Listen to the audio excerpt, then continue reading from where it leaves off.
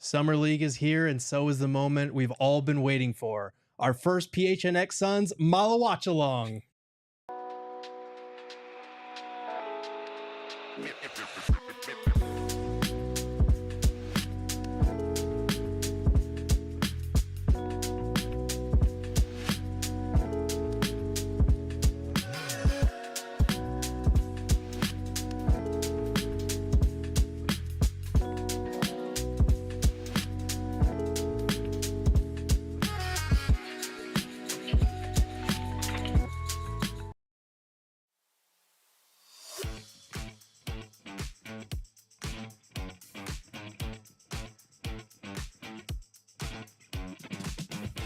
Psychos and sickos, what is up? I'm Gerald Bourguet. This is Stephen Pridgeon-Garner, and we are here for our first PHNX Suns watch-along of the season here in Summer League.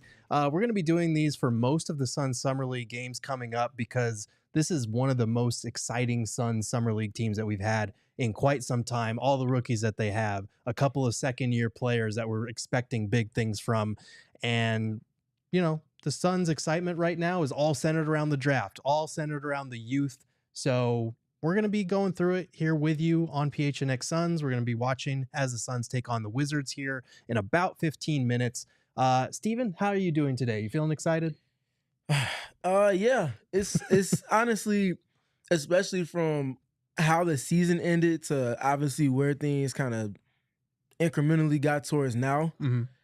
The fact that there's a nice little bit of anticipation in the air for, it seems like, from Suns fans on social media in anticipation for this game, very refreshing. So yeah, I'm looking forward to people anticipating and seeing what's going on in a positive light with the Suns rather than how the season ended. Absolutely. It is very easy to get people to buy into hope and to youth, into players developing.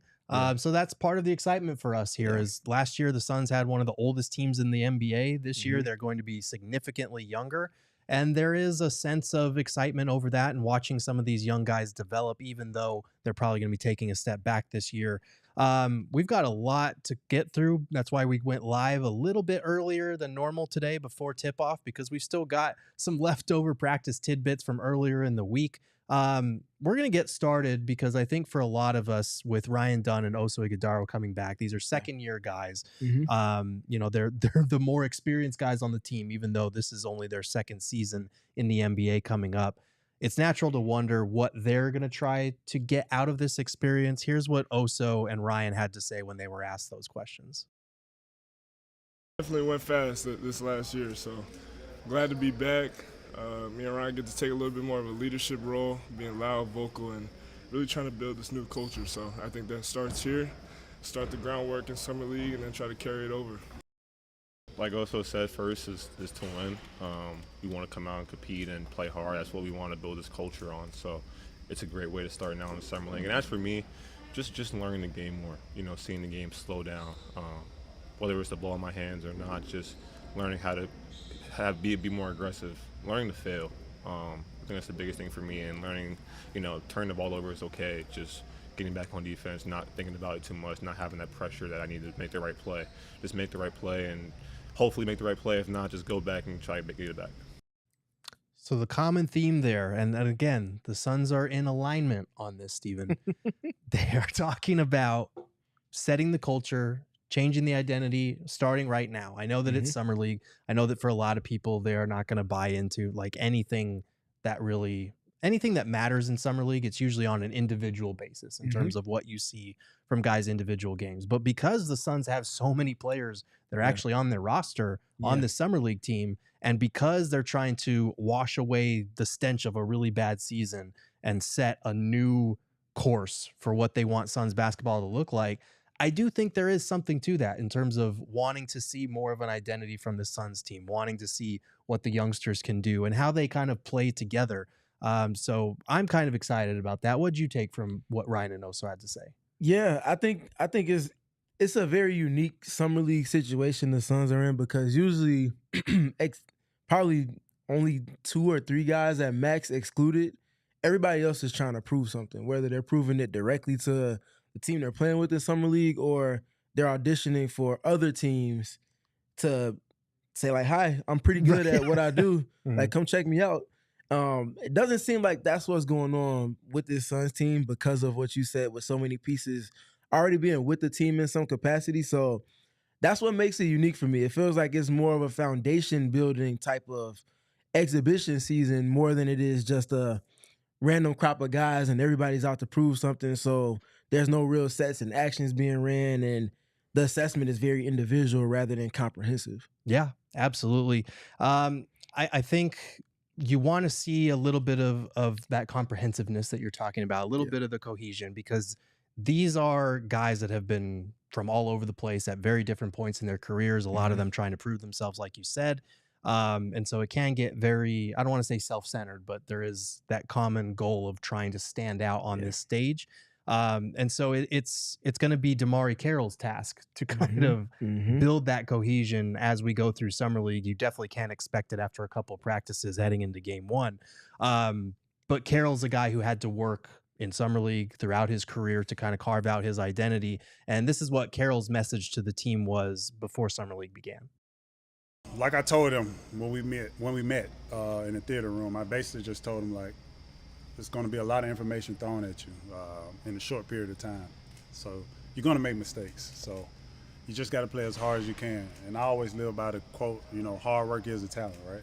So if you work hard, you can kind of limit some of the mistakes. But at the same time, just go out there and compete, have fun with this, and play as hard as you can. Like the chat's bringing up, who's the next junkyard dog? Looking forward to that collective dog for the guys in action tonight. They picked the right guy for their Summer League head coaching position because of that mentality, because of all the youth that they have on this roster. I'm hoping we see some of that kind of bleed through in the effort from those guys tonight. I imagine it will. And it feels like the tone that everybody's speaking with is, it seems like mistakes are being preached to be expected, considering the lack of time spent together, the lack of a system in that time to be implemented.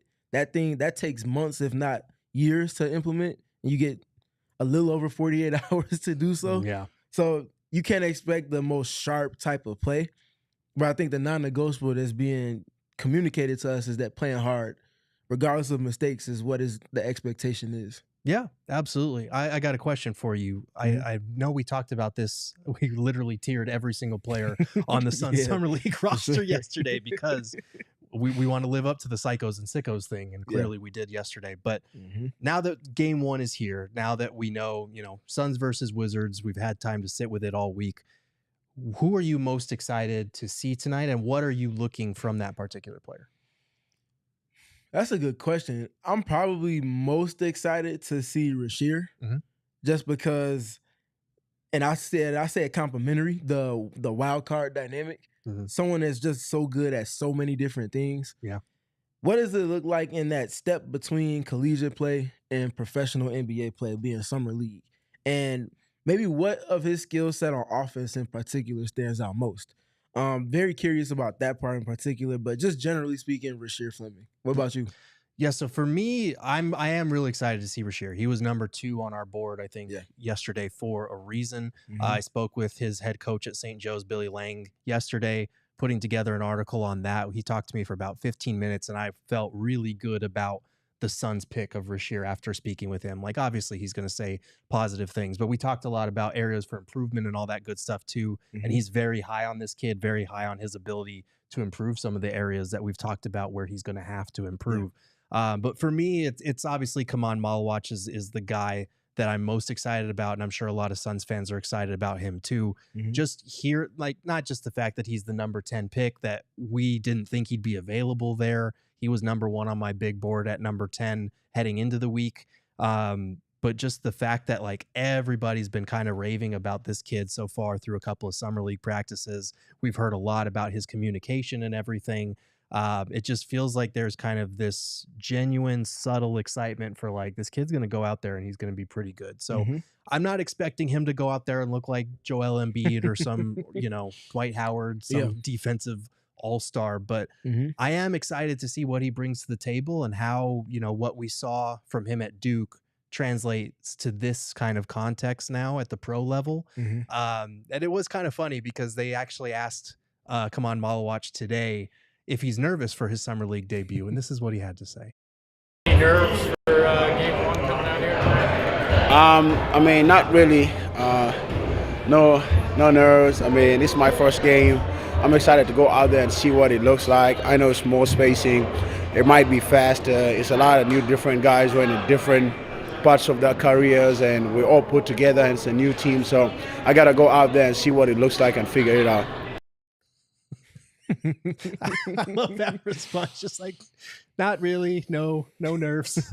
Like, he's just chilling. I love that from the rookie, because I think Ryan Dunn said it there as well when they were talking to the media, that like last year when he was at this point, he was just overthinking everything. So he hopes that Khaman is able to go out there and just not overthink, just control what he can control and hustle. And that's what the focus seems to be for him. So yeah.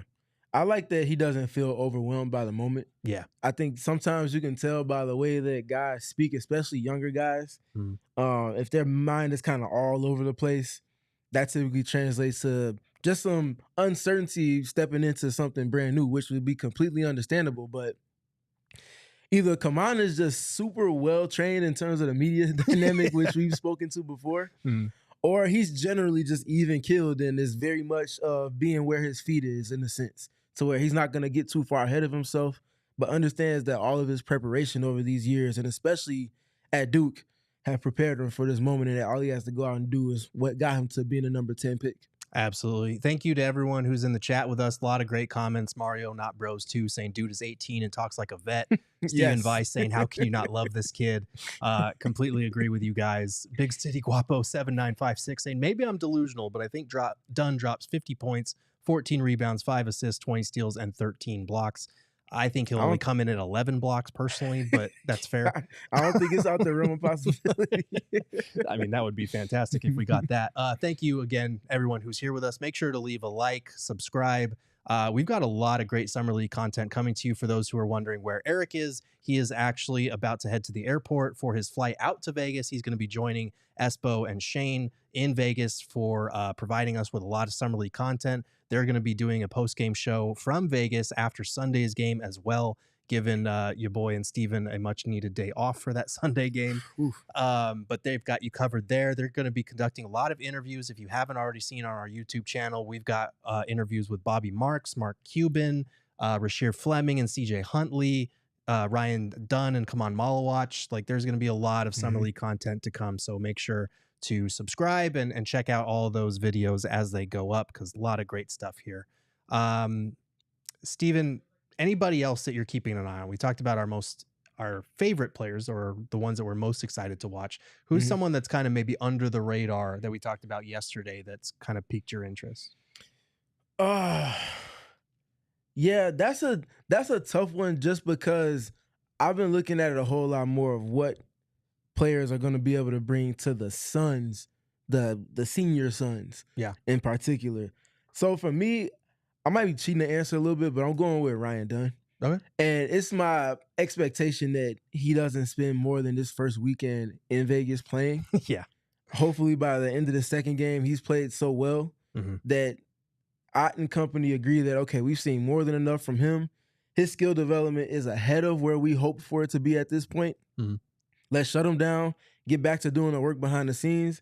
He can obviously still be a vet on the bench with the team, but just not participating in terms of getting minutes. That's probably the one, I think, most realistic thing that I'm hoping kind of surfaces for the Suns in this quick kind of exhibition season for Summer League. But what about you? Anybody you got in mind? Well, to your point, that's one of the best things and one of the worst things about Summer League when you have youngsters that stand out so well is that, like, you want to see that. You want to see them solidify themselves in that class of too good for Summer League. So we're hoping that Ryan Dunn and or Ighodaro cement themselves in that group, and they're not playing the entire 4, 5, 6 whatever games it winds up being. But then it does make those games a little bit less interesting when those guys aren't out there just because they're so good in the first couple of games. So make sure, if Ryan Dunn and Ighodaro do go off, enjoy it in these first couple of games, because if they're really, really good, they're probably not going to play the entire time in Vegas. So that's one thing to keep an eye on. For me, I'm probably like Ryan Dunn and Oso, I think are underrated answers just because I think of all the excitement the rookies are getting. Mm-hmm. I'm actually going to go with Yuri Collins just because as much as I am excited for Dunn and Oso, like I want to see the guy that led the nation NCAA in assists twice in this type of setting everybody else up, because that's what you kind of really need in a summer league setting is guys who are willing to be unselfish and aren't trying to go out there and kind of put up some numbers in this summer league setting. But the good news is that hopefully the Suns are aligned all on the same page. And our guy Espo, you knew Espo was going to ask about this. He asked Ryan Dunn and Khaman Maluach if they're feeling aligned. So alignment's been the word of the summer. You guys feeling aligned here at summer? I mean, yeah, we had some rough patches in the start, but now we're getting aligned with Ben since he's got here. So you cannot be in line with me, man, out here. In line with Ryan? Yeah, I mean, I'm in line with everybody because he's now my teammate. I love Khaman. He's like, yeah, he's my teammate now. Of course we're aligned. I don't know if Khaman is aligned with Suns discourse right now because he probably doesn't get to understand what's going on with that particular word choice, but obviously Ryan is well privy to it. Yep. No, that's great stuff. Good stuff, Espo. Espo's clearly out here trying to sell shirts. If you have not seen, go to our website, go phnx.com, check out our merch page. We do have an alignment shirt. So if you guys want to get even more aligned with this new Suns team, got to encourage you to do that. And you can actually get a shirt for free of your choice if you sign up to become a diehard today. You get access to all of my Suns articles, access to our Discord where we've got a bunch of Suns people talking about Suns 24/7. So make sure to scan that QR code that's on the screen there and get a free shirt. Get aligned with us. We're going to be doing this all summer long, 5 days a week, even in August and September when there's not anything to talk about. We are going to be talking about Phoenix Suns for you. Steven, I think because the Charlotte-Utah game is extending a little bit long, there's like 15 seconds left. The Suns, start of Suns Wizards might be delayed just a little bit. So we're going to take advantage of this and we're going to take our first break. Steven, I know you're a hat guy, and you're more of a bucket hat guy. Yes, bucket hat boy. Bucket hat boy, that is correct. Yes. My bad. But you could also be a branded Bills boy. True. If you want it to be. Because if you're looking for some gear to make your brand stand apart from the crowd, Branded Bills has you covered with the best custom headwear. Start your order and their dedicated team will help you create the exact custom apparel that you need. Whether you need snapbacks, truckers, fitteds, beanies, or tees, Branded Bills has you covered with performance and style. They have partnerships with 40 universities, including ASU, U of A, we don't talk about them as much, and part of their campus collection. They're also partnered with the Phoenix Suns. So if you're looking for a new Phoenix Suns hat, Branded Bills has you covered there. And they're a local company from Mesa, Arizona. Head to brandedbills.com and use code BBPHNX for 15% off your first order. I could use a new hat, but I'm not much of a hat guy. So I also want to tell you guys about our friends over at Mountain America Credit Union. They are committed to helping more than 1 million members. We talked about how many millions the Suns are going to be paying Bradley Beal. Mountain America Credit Union has 1 million members and 100 branches throughout the West. You can get 2 times the points on reward credit card purchases through July 31st. So you only have a few more weeks for this. Use your Mountain America rewards card and watch the points pile up. Perfect for gas, groceries, travel, home projects, branded bills, whatever you want to use that money on. Their promotion is an easy way to stretch your dollar, and you can earn twice as many rewards in the process. You can redeem double points for rewards like travel rebates, gift cards, event tickets. But this is limited time only, like I mentioned. So you guys take advantage of this while you can, and you can find the details at macu.com/double. Loans on approved credit. Offer can change or be withdrawn at any time. Limited time offer. Terms and conditions apply. Last thing I got to tell you guys about, though, before the smoke alarm in our studio goes off, is that we have a PHNX pickleball tourney on July 26th at 10 a.m. This is for a great cause because part of the proceeds from the event will go to support the Big Brothers Big Sisters of Central Arizona. And we're excited to put together this annual pickleball tournament with Chicken and Pickle for diehards of all skill levels, from beginners to those pro everyday pickleball players who, let's be honest, kick my ass every time I try to play pickleball. But it's still fun, whether you're a beginner or whether you're not. Most importantly, we will be playing indoors at Chicken and Pickle. So that is key because we know how hot it is outside right now. And Chicken and Pickle has great drinks. They have great food.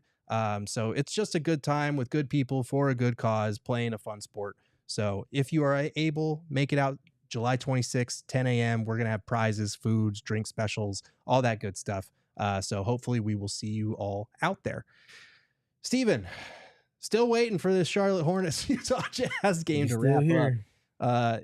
It's a classic NBA thing where the game doesn't start until like 7 minutes after the scheduled start time. Even in summer league. Even in summer league. It's very true to its form, very stuck in its ways. That is alignment, I'll tell you what. Thank you, everyone, for being in here with us. Wow Factor, Doug Allen, Nostradamus, Daniel Thomas. Thanks, everyone, for being here. Make sure to leave a like if you haven't already. We are going to be here throughout the entire game. We'll maybe take like a 5-10 minute break during halftime, but then we'll come back for a quote unquote halftime show because we are psychos and sickos. And who does halftime shows for Summer League? We are probably literally the only people that do that. So we've got you covered. We've still got a bunch of other clips from earlier in the week as well. And like I said, go check out our YouTube channel later on this evening after the game. Espo and Shane are getting some great content out there. They talked to Mark Cuban about Matt Ishbia and new owner syndrome. They talked to Bobby Marks about the benefits of a wave and stretch, which we've covered on the show quite a bit lately, but it's always good to hear it from somebody who is a salary cap expert instead of just us. Lots of good stuff going up over there. Steven, is there anyone on the Wizards Summer League team that you're interested in or that has piqued your interest or that the Suns need to watch out for tonight? Yeah, I gotta get myself familiar. I believe Trey Johnson got drafted to the Wizards from Texas, if I'm not mistaken. I double check that for me. Let me see. I think I'm seeing an AJ Johnson on their Summer League roster, but I'm not seeing Trey. Okay. I don't know is he not playing in Summer League? Might not be playing, which wouldn't be a surprise too. Well, that would be sad. Yeah. Double checking the roster now. So yeah, AJ Johnson is there. Our boy Alex George Sarr is there. Alex Sarr, who our Bub former Carrington. producer Noah hates for some reason. Will Riley's there. They got some names on their Summer League roster. Probably who I'm looking forward to most. I'll probably say Sarr just because it's obviously not his first rodeo. Yeah. He's a blue chip piece for everything that they're working towards right now as well.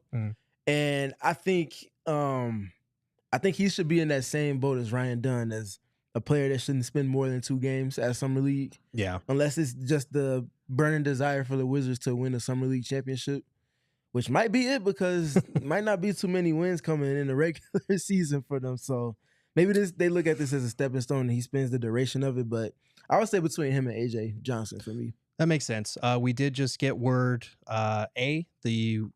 the last game finally ended, so thank God for that. Second, we have our starting 5, Steven, for the Suns Summer League debut. Yes. I think we kind of guessed this might be the case here, but obviously Ryan Dunn and Ighodaro both starting at the 3 and 4 respectively. Khaman Maluach holding things down at the 5. Koby Brea at the 2, providing that shooting punch. And Yuri Collins holding it down as the point guard spot to set up everybody else. That means Rasheer Fleming will be coming off the bench. Thoughts on the starting 5 and that kind of configuration to get us started? Yeah, it makes some sense, especially for what it is that it feels like they're trying to work towards. It puts most of those pieces in their natural positions if you look at what position they're best at. And I think they all have some complementary skill to one another as well. So I'm looking forward to obviously watching Yuri and Khaman, and obviously Yuri and Oso working in pick and roll. Also, what Khaman is going to be doing when he's not involved directly in pick and roll. Where is he spaced at? What does it look like if he gets the ball there? Is he making a quick decision or is he shooting it? Little things like that I'm looking forward to. Yeah, absolutely. And I'm really excited for this lineup because we're getting that dual big lineup right off the bat with Oso and Khaman. And this was something that Jordan Ott talked about when I had asked him about how do you see maybe Khaman and Mark Williams playing in these dual big lineups coming from Cleveland, where Jared Allen and Evan Mobley were obviously their starting front court. You look around the league, there's a lot of teams kind of leaning into the dual big lineups again. because bigs are more versatile than they've ever been. Yeah. You talk about a guy like Evan Mobley. You look at the Oklahoma City Thunder, Chet Holmgren, pairing him with Isaiah Hartenstein. Like there's a lot of potential there, but it'll probably take some time. And he hinted to the fact that we might see Khaman and Oso. We might see Khaman operate on the perimeter a little bit. We've already seen a lot of practice footage from Espo and from some of the other people out there that Khaman is taking threes so far. And Ryan Dunn even brought it up kind of unprompted that he's taking threes. He's looked good in the pick and pop and on corner threes. I think that's probably what he'll be limited to. I don't expect him to be, breaking people down off the dribble and pulling up for threes at the top of the key. But I am excited to see how that kind of looks, especially because Oso brings an element of athleticism. He's bulked up a little bit, so he's stronger and hopefully going to provide some rim protection as a 4. He has that switchability on the perimeter, so hopefully he'll be able to hang with the 4s in this summer league setting. What are you kind of looking for with that dual big lineup between Oso and Khaman? I look to the defensive end first, honestly, and it's if they're involved directly in actions together, are they switching or is one kind of back on the screen while more than likely Oso does the kind of activity-based navigating and things like that.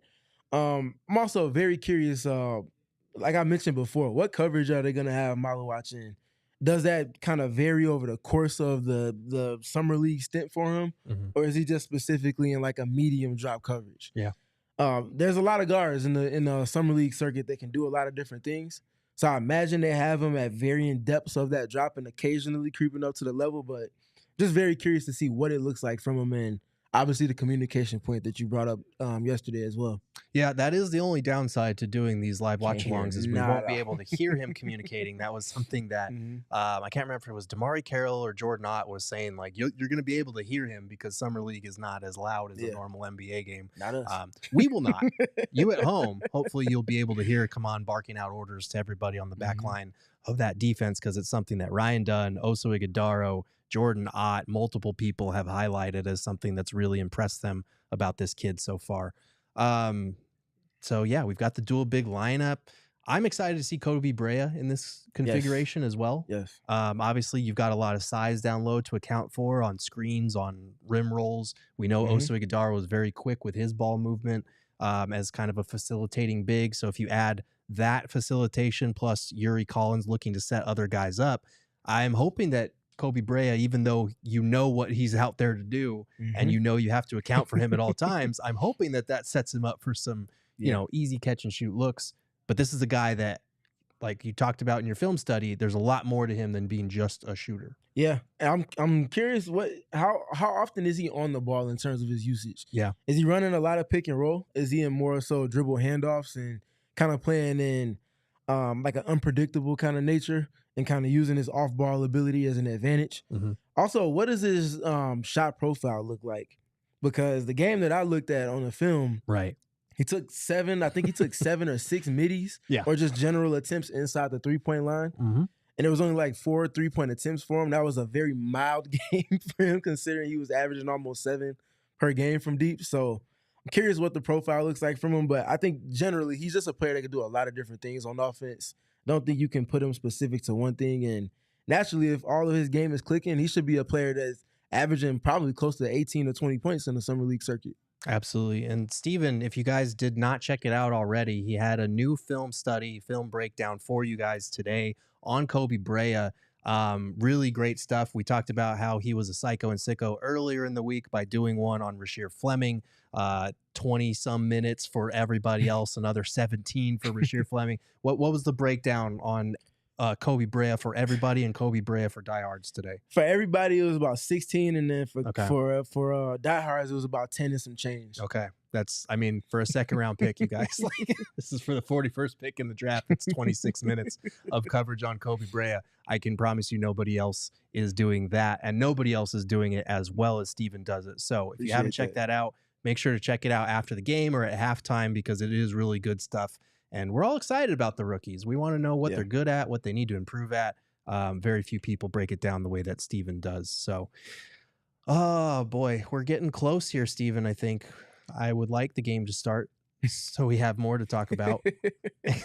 You said were you working on trying to talk with Maluach's coach?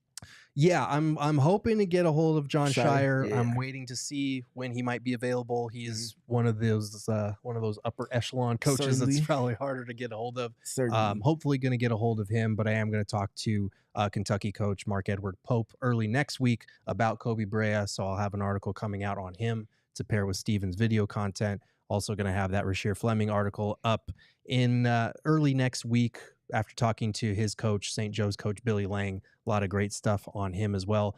I'm going to have written breakdowns on all, 8 or 9 new players that are here, because we got Maluach, Rasheer Fleming, Koby Brea, Mark Williams, Dylan Brooks, Nigel Hayes-Davis, CJ Huntley, and Isaiah Livers to talk about. Yes, we're even going to do the two-way guys, CJ Huntley, Isaiah Livers as well, because we are psychos and sickos. So that's just kind of the credence. And also, it's going to be August here soon. There's not going to be a ton to talk about, but we are going to be here talking Suns basketball with you guys every single day of the week, Monday through Friday, during the dead space. So that's fun. So Trey Johnson is playing. They're actually showing him up now. Okay. That was a sick full court underhanded pass, Bob Cousy, Magic Johnson style. He's exciting, dude. man. He is such a dog, man. As a bigger guard, being able to operate on the ball and off the ball, and be effective scoring in all of those different capacities, just fun. Yeah. I think he's gonna be a fun addition to a suddenly, at least if you're a sicko, fun Washington Wizards team that's a bunch of guys that are under 22, 23 years old. Yeah, no, absolutely. And I'm interested to see how the Suns kind of handle him. Yeah, for sure. I don't know what Ryan the Wizards Dunn. starting lineup Ryan is, but I would like to see Ryan Dunn unleashed on him on the perimeter. Yes, most definitely. I'm looking forward to that. Also, what Maluach looks like in pick and roll, because they're naturally going to try to poke at him defensively. What does it look like when he's guarding one of these, or trying to at least stop one of these guards from turning the corner? Yeah, absolutely. And we did hear from Ryan Dunn multiple times in practice availability over the last couple of days, talking about being unleashed on the perimeter again and providing that ball pressure, how tired he was after their first practice because he hadn't done it in a while. Slight shade to Mike Budenholzer there. But it's good to see him in the role that they drafted him for, because Ryan Dunn, Sam Vecini, multiple draft experts, claimed he was one of, if not the best defensive prospect they had ever seen entering the draft. So why wouldn't you use him in that capacity? Why wouldn't you throw him on the best player on the other team and see if he can provide ball pressure, see if he can rack up steals and blocks and make his offense even easier, build his confidence in that way as a second-year player who had to guard James Harden, LeBron James, Luka Doncic, all of these names within his first 2 weeks on the job. Yeah. I would like to see how he does against a guy like Trey Johnson, who's coming in trying to prove himself as the rookie and all that. And then you get to back it up by, when you sub out Ryan Dunn, you get to throw Rasheer Fleming at it. So that's going to be one of the fun things to keep an eye on in this game, is how they use those two wings. Obviously, Rasheer has that 6'8" frame, 7'5" wingspan. I'm curious to see how they're going to deploy him defensively. Yeah, I am too. We're seeing people in the chat saying that Rasheer is out. Oh, here we go. We got an update from Kellen Olson. Rasheer about Fleming to is ask. out for the Suns tonight due to right knee soreness. Okay. That's a bummer. Definitely is, but obviously rather him be completely healthy if he's going to be participating in live action. Otherwise, Summer League is not high on the priority list for someone that has already shown to have multiple NBA-ready skills that he can bring to the fold. So hopefully Rasheer is healthy enough to compete potentially as soon as Sunday, but obviously that remains to be seen. Yeah. All that means is opportunity for other guys, though. It does. That's kind of a bummer, though, because he just had his 21st birthday yesterday. Yeah. What was that? And he was super excited because he did talk with some media out there, and he was saying it's a pretty dope way to celebrate his birthday. So hopefully it's nothing too severe. It's just something from practice or adjusting to these practices. I don't know, but we'll wait. We will wait for more on that before we speculate or get too concerned there. Yep. So. I will say, I feel like this is an opportunity for Isaiah Livers to step up in terms of opportunity. He's on the Summer League roster. I want to double check he's that, not. right? CJ Huntley is. CJ Huntley is, okay. But the other two-way guys, Okay, then never mind. Scratch that. Because Isaiah Livers is certainly on kind of a prove it type of contract. He is. That's what I was about to get into, but he's not playing. So he's coming off of the season-ending hip injury that he had last year. Yeah. So I do think, though, the other two-way guy, 6'10", CJ Huntley, who's also on a two-way, I think this is his opportunity because Rasheer Fleming probably going to play the 4. I'm not sure if Huntley will be more of a 4 or 5, but in that front court, there are now minutes available there. He was kind of hailed as sort of this like Miles Turner light, obviously playing against lesser competition there at Appalachian State, but I think he averaged something like 15 points, 8 rebounds, shot like 36% from 3. So kind of an intriguing, versatile big man there. I'm glad the Suns kind of used one of their two ways on him. But we'll see. We'll see what comes of that. The wind just got knocked out of my sails a little bit. Yeah, with Rasheer, definitely. Especially considering we don't have any like updates on that until I imagine what the last like 15 minutes we found out. I think the Suns just let people know that he's out tonight. So definitely a bummer, but at least it's not contingent upon one particular player that we have to look forward to. So I said Rasheer. Naturally, it goes directly to Khaman now.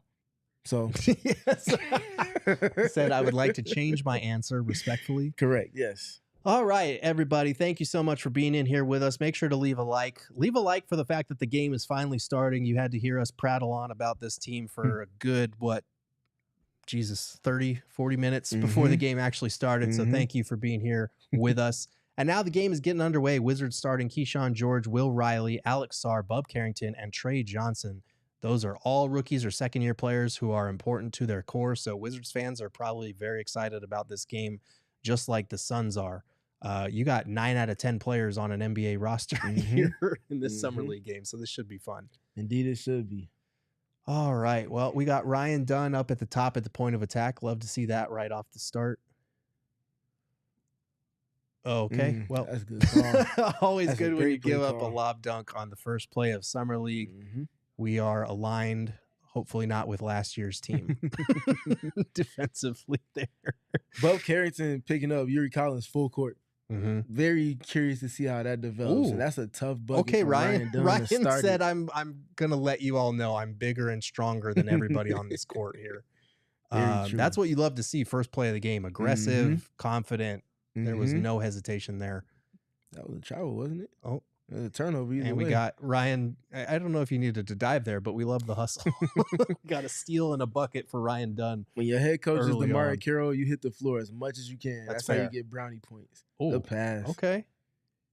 Okay, Ryan Dunn. Ryan Dunn with a drive and a bucket, a steal, and a nice baseline drive and the assist for Koby Brea, who does what Koby Brea does and swishes a 3. We love to see that.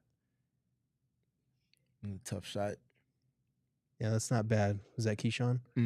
Yep. Suns fans, no stranger to Keyshawn George buckets at all.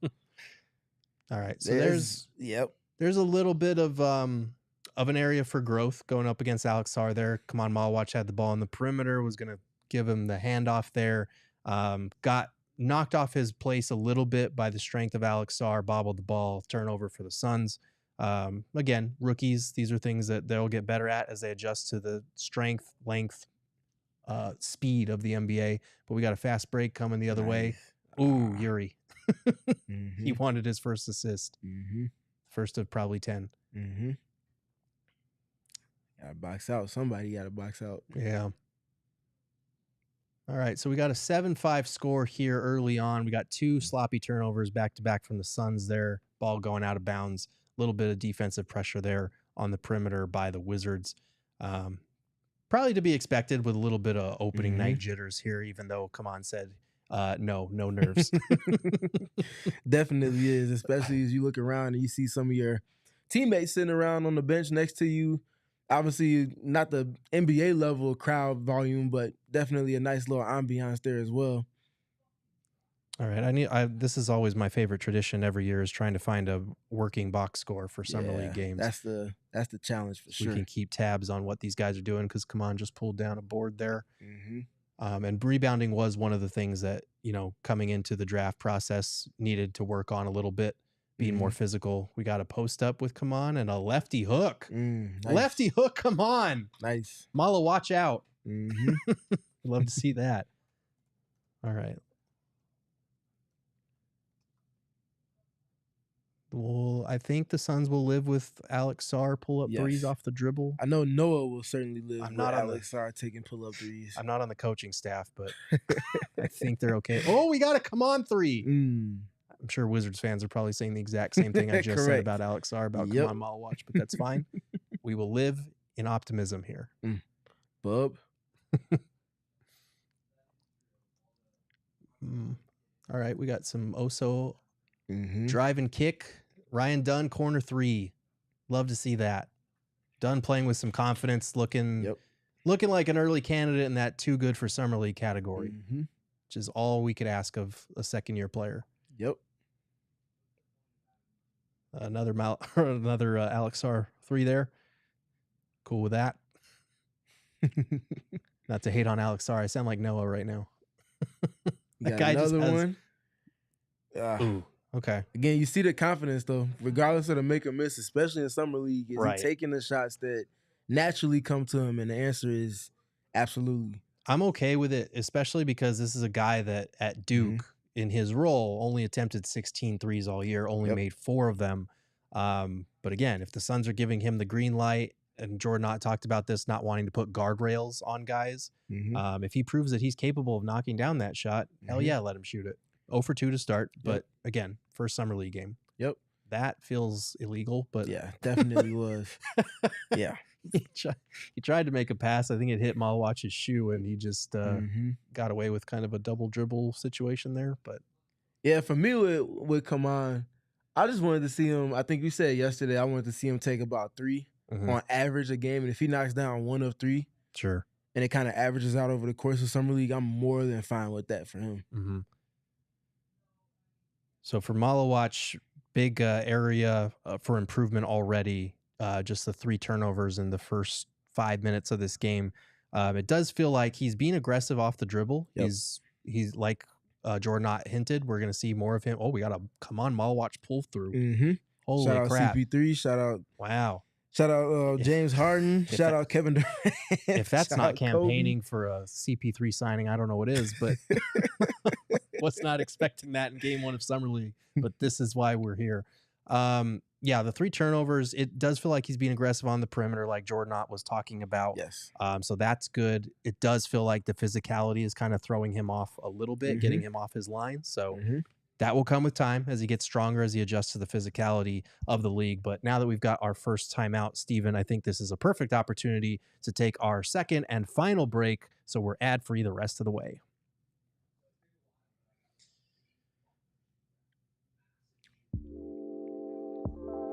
All right, guys, July is the time to celebrate the red, white, and blue. I've made this joke so many times, I'm not going to make it a 4th time, but be sure to be smart, stay safe when you're enjoying the festivities. It's really hot out there, and you need to be smart about how you are using your energy, because nearly half of energy costs come from cooling and heating, and a smart thermostat with APS can help with those energy costs. A smart thermostat works with your APS rate plan to help you automatically adjust the temperature in your home. Because for every 1 degree that you raise your thermostat, you could save 2 to 3% on your cooling costs.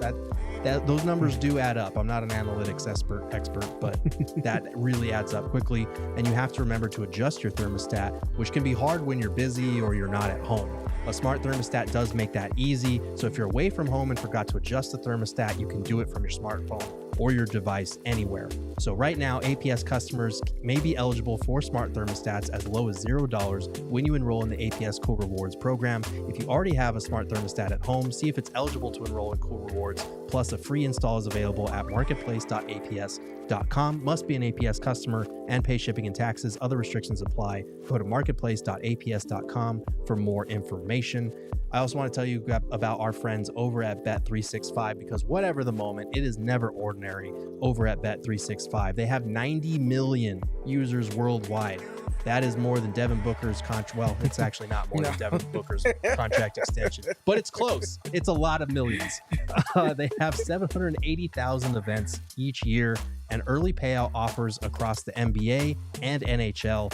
Bet365 pioneered live in-game betting, and today Bet365 offers the widest range of games and markets available for live in-game betting across 78 sports. I'm sure if you're one of those degenerates right now with the Summer League betting, go to Bet365. New customers now get 150 in bonus bets when you bet $5, win or lose.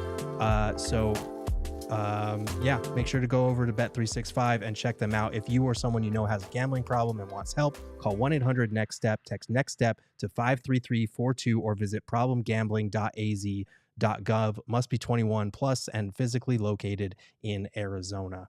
All right, we are back to Suns versus Wizards here. Who is on the floor for the Suns now? It looks like we've got number 22 out there. Moses Wood, CJ Huntley, Boogie Ellis, also Ighodaro, and Koby Brea on the floor right now. Okay, very cool. So we got some early Huntley in for Maluach. Looks like he's going to be playing that 4-5 hybrid alongside of Oso. Mm-hmm.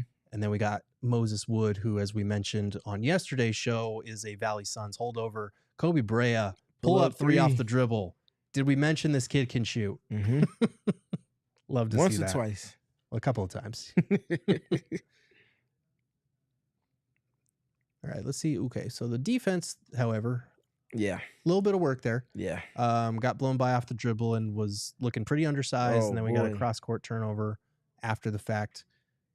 So, Summer League mistakes for rookies to be expected, especially from second-round rookies. Definitely. But I like what I've seen on the offensive end for sure.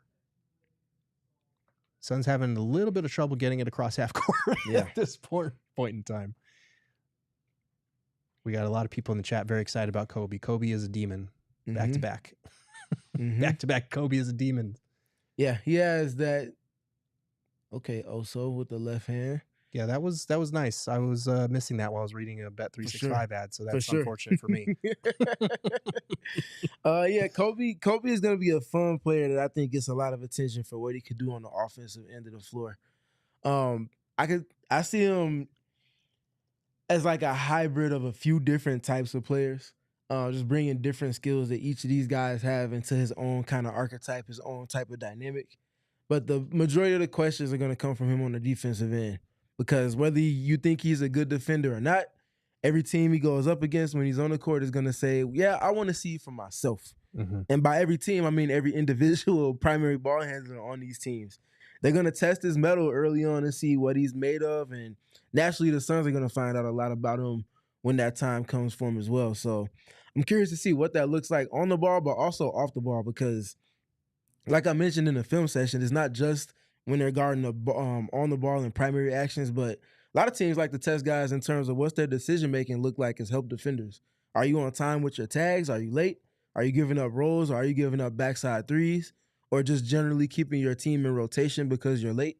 Little things like that I'm going to be kind of watching for with Koby in Summer League and naturally once his NBA stint comes. Yeah, absolutely. I love the smoothness that we're seeing on the offensive end so far. Obviously, one was a catch and shoot, three that was absolutely pure, one off the dribble that was the exact same thing.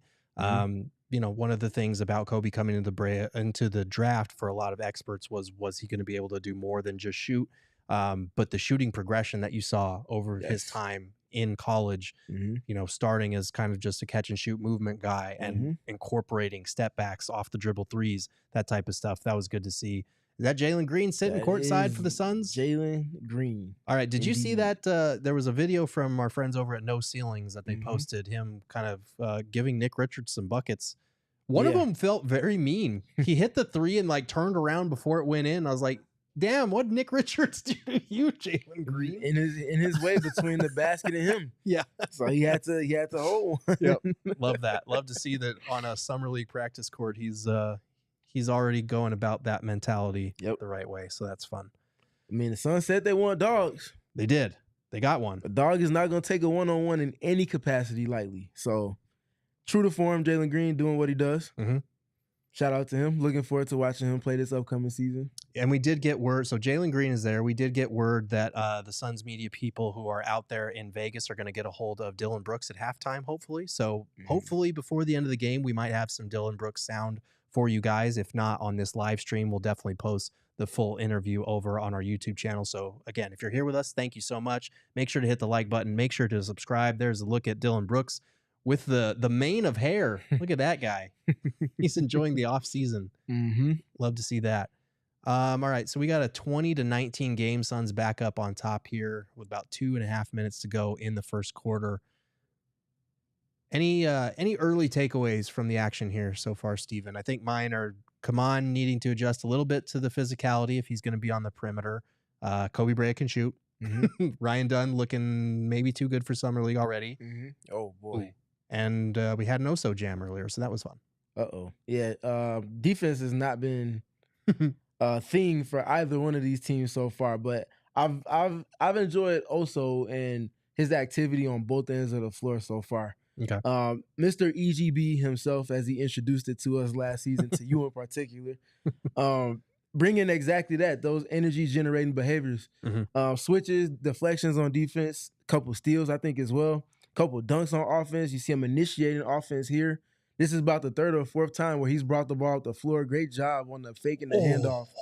Gets to the free throw line, and that's what I was getting ready to get to because with him initiating, he's already got like 4 paint touches, and he's either scored or assisted on probably 3 of those 4 attempts. So that's what you want to see. Early offense paint touches, also being aggressive.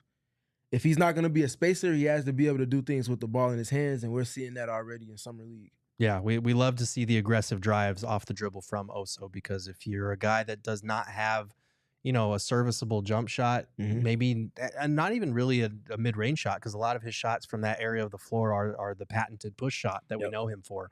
So if you don't have that, you need to be able to attack the basket off the bounce. Good to see him doing that early on. He had that slam dunk earlier, gets to the free throw line here. For a second, I was worried about his defender that he was going to elevate and detonate for a second there, but fortunately, he did not choose violence here in game 1 of Summer League. For that guy, at least. Would have been cool for us. If he just came down here. Okay, we got CJ Huntley getting after it. Some activity on the defensive end. Pass was a little off on the fast break, but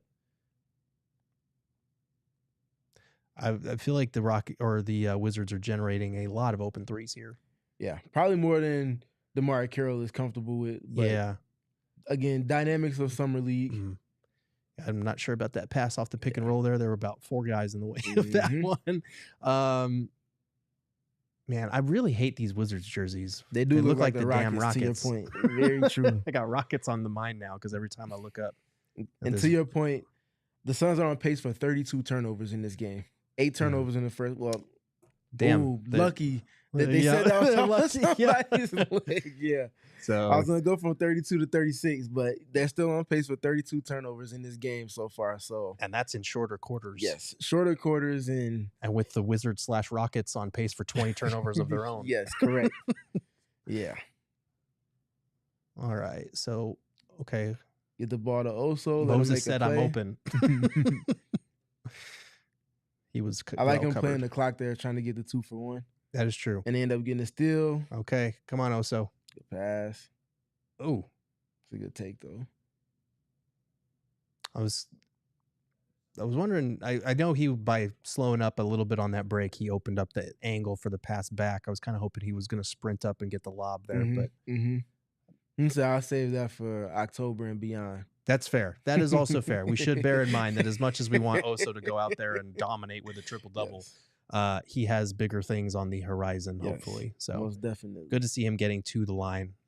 Kara asked in the chat, what's up, Kara? Did Ty get picked up by anybody? Not that I saw. I haven't seen. I know that Jalen Bridges is on the Boston Celtics Summer League team. I don't know if Ty got picked up by anyone at Summer League. He is. I think this is going to be his 4th or 5th year in the league coming up. So I'm not sure. There's like no requirements for Summer League. Obviously, the Suns have like 27-year-old.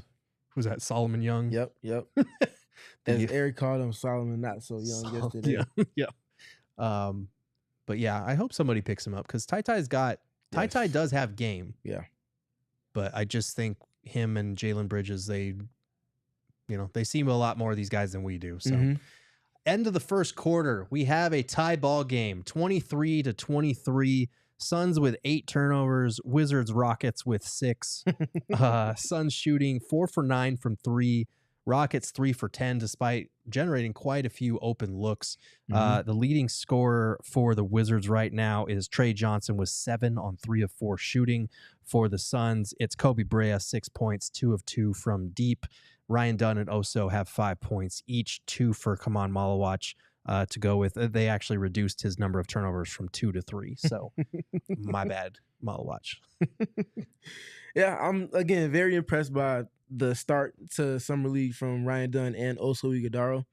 Very much felt like with the other 3 players on the court with them to start, there was a little bit more kind of chaos with them. They felt like much more calming presences, both on offense and defense.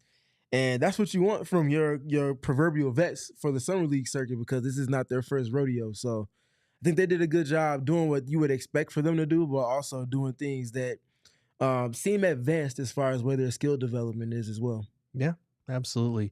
Let's see. Who has not gotten on the court so far? Looking at the roster, we did get some Khalif Battle minutes. We got Moses Wood. We got Boogie Ellis. Fantastic name, as always. CJ Huntley. So far, they have not played yet. Obviously, we talked about Rasheer Fleming out with the knee soreness.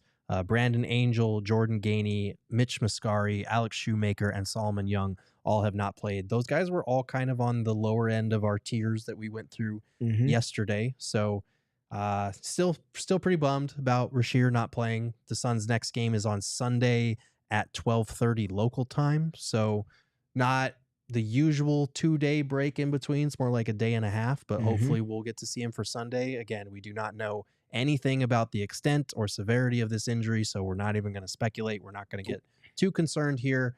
It's Summer League, so way better to be safe and sorry and with pretty much any severity of energy or injury here. All right, so we got Ryan Dunn back on the court, who is going off the dribble and taking pull-up mid-range jumpers. I'm okay with that. He missed it. I don't care. He's taking jumpers off the dribble. Creating for himself. Yeah. He did not, he was not, at least I'll say he wasn't confident enough to do that. I think he had the skill to do it. Right. Just wasn't there trying that against NBA level talent. So yeah, this is an opportunity to turn those type of corners. That's the important thing that people need to bear in mind as well, is that most of these guys can do a lot of the things that we see the superstars in this league do, just not against NBA caliber defenders. Yep. There are levels to this. Yep, most definitely. Ryan Dunn, if you put me on Ryan Dunn, I would make him look like Steph Curry combined with Michael Jordan, combined with LeBron James, combined with Hakeem Olajuwon. Like any part of the court, it would be bad. But against NBA caliber defenders, it's a different story. And I don't think people realize that, because a lot of people see guys like missing shots in warmups or whatever.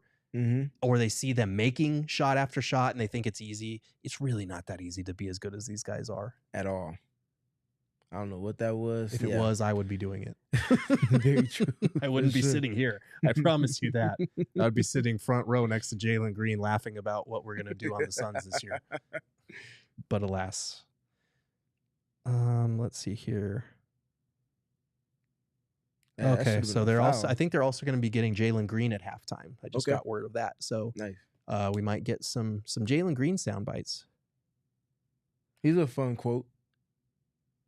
That's one of the underrated things about this Suns team, is I know people are probably tired of the turnover and would like some consistency.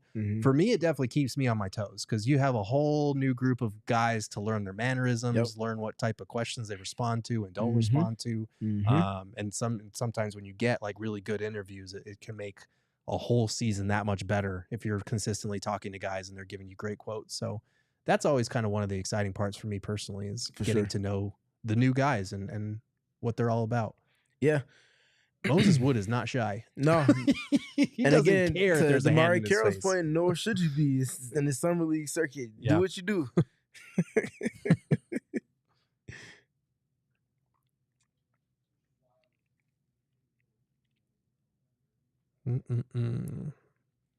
All right. Anything that you would want to hear from Jalen Green, because they are asking questions. I want to hear about what he sees from the fit with Devin Booker, kind of his initial reaction to the trade, maybe something about how he puts downhill pressure on the rim and how valuable that could be. What would you be asking Jalen Green if you were there in Vegas? I would want to hear about what have been his initial conversations with Jordan Ott and company as far as usage, as far as shot profile, things like that. Because I feel like Jalen Green is, although he's obviously a borderline all-star level talent with the ways in which he can go about putting the ball in the basket, there's some refinement that needs to take place. And naturally, for someone that's 23 years old, you're going to still have some development in terms of shot selection at times, understanding what shot is available versus what shot you can kind of manipulate that's better in terms of efficiency for your style of play. Just little turning of the corner like that in terms of the mental side of things for him on offense. So I'm very curious what Jordan Knott looks at in him and ultimately kind of lands on, because I continue to harp on it. Last season was not necessarily a career best year for someone like Donovan Mitchell on sheer numbers, but the efficiency was through the roof compared to what it was in seasons that preceded this past year. And that's largely because of trusting the coaching of Jordan Knott and company in Cleveland with the offense, implementing that, and then seeing the results kind of play out in real time. Yeah, absolutely. I've got a lot of questions for Jalen Green. I hope that they do a press conference after the fact, after Summer League. They're obviously making them available there for those who are in Vegas. But for someone like yourself with a child and a watch-along, a Mala watch-along, who's not there, I've got a ton of questions for Jalen Green and for Brian Gregory and Jordan Ott, because there are so many new pieces on this roster, and how they're all going to fit together is going to be fascinating to watch unfold. Yeah. For sure. What are we looking at here? Did someone get hurt on this play, or are they reviewing it still? Tried to take a charge. Doesn't look like he was set yet.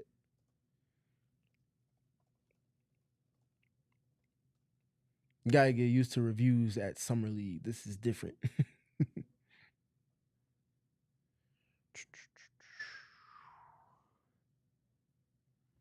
Yeah, reviews in Summer League should also be illegal. Yes.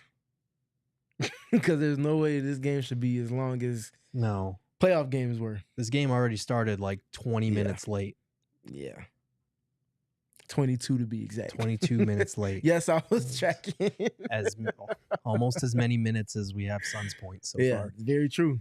Oh, man. Just a little warm up in the studio. Yeah, we got Z-Head 514 in the chat saying the fact that Boogie Ellis is out here trying to take charges, I respect it. I wouldn't expect anything less when your head coach is, again, Damari Carroll, because I imagine these blue-collar effort type of situations were spoken about. Yeah. And them not kind of playing the Summer League circuit level, play like your contract is on the line. Yeah, absolutely. I do have a question for you, though, to that point. Are you team ban the charge or not? Nope. I think the officiating of it needs to be better. I understand it's a very dangerous kind of play, especially with the level of athletes that we have coming through. It's not only like 10 or 15 guys that are jumping over people. There's about 40 to 50 players in the league now that are capable of it if they have the requisite runway. So I think there needs to be refinement with the officiating of it, because I don't think if there was as much ambiguity, there would be a lot more kind of discernment with the decision of if I want to try to take a charge or try to contest with verticality or get out the way sometimes as well. Yeah, I don't know if I'm fully on team ban the charge, but I am definitely like there needs to be harsher penalties for guys that undercut players that get in the air. Nice dunk. As a way to discourage people from taking charges unless they get there well ahead of time and well before. Because some of these guys are launching from well beyond the restricted area where that half circle is. And that's a dangerous play. So I do think there is something to taking charges, especially on the perimeter. But the ones that really bother me are when a guy like gets a pass on a fast break and isn't looking, catches it, turns, and there's a guy that's just like standing. I hate that. I hate that play. Yeah, you should not be able to take a charge on someone that passed the basketball. That's been one of my biggest gripes since when they like get rid of the ball too. Yeah. And the momentum is just carrying it, and you're just like, hey, you want to come run into me? And then you fall down like a bowling pin. Like, nah, that's not, shouldn't be at least a charge. Yeah, we got a CJ Huntley baseline dunk. Love to see that. Who was it that set that up? I couldn't tell. I couldn't tell if that was Yuri or I don't think Yuri's back in the game. I think yet. it was Battle. Was it set him up for Battle or Boogie? Yeah. Couldn't see on that one. Okay, well, we're just giving up dunks off of first to 100. That's fine. Which is hilarious because at the rate that they're turning it over, it's just also very true. Maybe it's the first to 20 turnovers. Okay. Oh, nice. There we go. Nice little lob coming off the pick and roll there. Another one for CJ Huntley. He's eating around the basket right now. Love to see that. Defense really does leave something to be desired so far. Yeah. But we got the shortest guy on the court reaching for that rebound. Nice. Moses again. There you go, Moses. Andy Cruz in the chat saying, that's it, I like Huntley. Wait till you see him take a three-pointer. You're going to put that in all caps. Watch. Yep. Good contest there from Huntley. He's been active in this pick and roll defense. Switched a couple times with Ighodaro. Good contest there. Another Moses Brown 3. Moses Wood does not hesitate. He's 2 for 7 overall and 1 for 5 from 3. I think at least 3 of those 5 threes were contested. He is not shy at all. There's another shot. There's a dunk. There you go, get an easy dunk though, for sure. This man said, I was here all year and you gave the 2 ways to somebody else. Come on. Suns stringing together what seems like the most consecutive stops of the game. And no surprise, they go on a 7-0 run. I believe 7-0. Confirmation. John Little is there. Okay. Just saw him walking around off of the bench after the timeout. G League coach John Little in the house. With Mateen still Cleaves. With the organization. Yep. Despite being I believe a Budenholzer hire, or at least at the same time as that coaching staff. Much earned because the Valley Suns did a great job last season, navigating the regular season. They did. Made it to the playoffs, did some things there as well. But more than anything, skill development-wise, got multiple players ready for the NBA level, whether they started the season down there and then brought their way back up, or spent time with the team, with the Suns, went down and then came back. Speaking obviously to Ighodaro and Colin Gillespie in particular with that group. Yeah, absolutely. What have you seen from CJ Huntley? I thought he's given them some great minutes since he's been out there. I like how active he is. On the defensive end, I talked about a couple of instances where he's been switching with Ighodaro and then being able to guard out on the perimeter in space. Done a good job with contesting shots as well. That's one of the toughest things for bigs, especially when they get to the NBA or close to the NBA level. Get a viable contest, but not fouling. And also not getting blown by because of trying to get closed out. So he's been good with that. And then obviously the lobs and the transition play on offense has been fun to see too. Andy Cruz says we run the offense through Moses Wood. Yeah, pretty much. Fun to watch the Summer League discourse. Always fun. So let's see. Looking at the stat sheet here, leading scorer for the Suns, Ryan Dunn was 7. We got Koby Brea with 6 still. Boogie Ellis, Moses Wood, and Oso all have 5 apiece. It's funny when you don't turn over the ball and you get some stops, you go on a little bit of a run here. So we got a 34-27 lead for Phoenix over the Wizards, whose leading scorer is Keyshawn George with 9 points on 4 of 6 shooting. Now we got Ryan Dunn once again at the point of attack. Yep, got the starting unit back in for the Suns now. Nice, come on.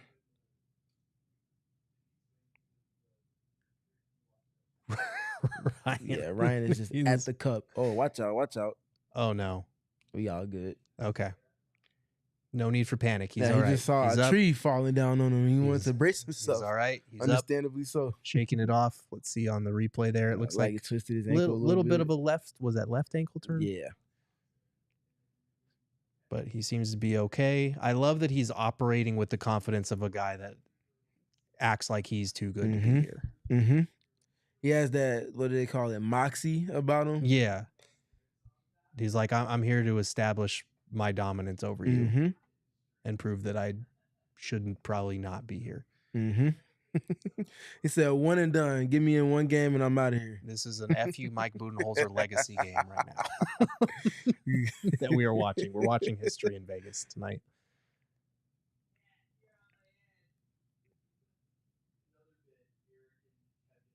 Okay, missed free throw, put back. Ryan Dunn. Y'all are kids out here. Literally, all of them, actually. Yep, they are. And that always makes me feel so much worse. I hear you on that part. I'm just like, these dudes are 21, 22 years old, playing the best basketball of their lives at a level that I have never dreamed of. I'm 34, sitting here in a sweaty chair for 2.5 hours straight. All right.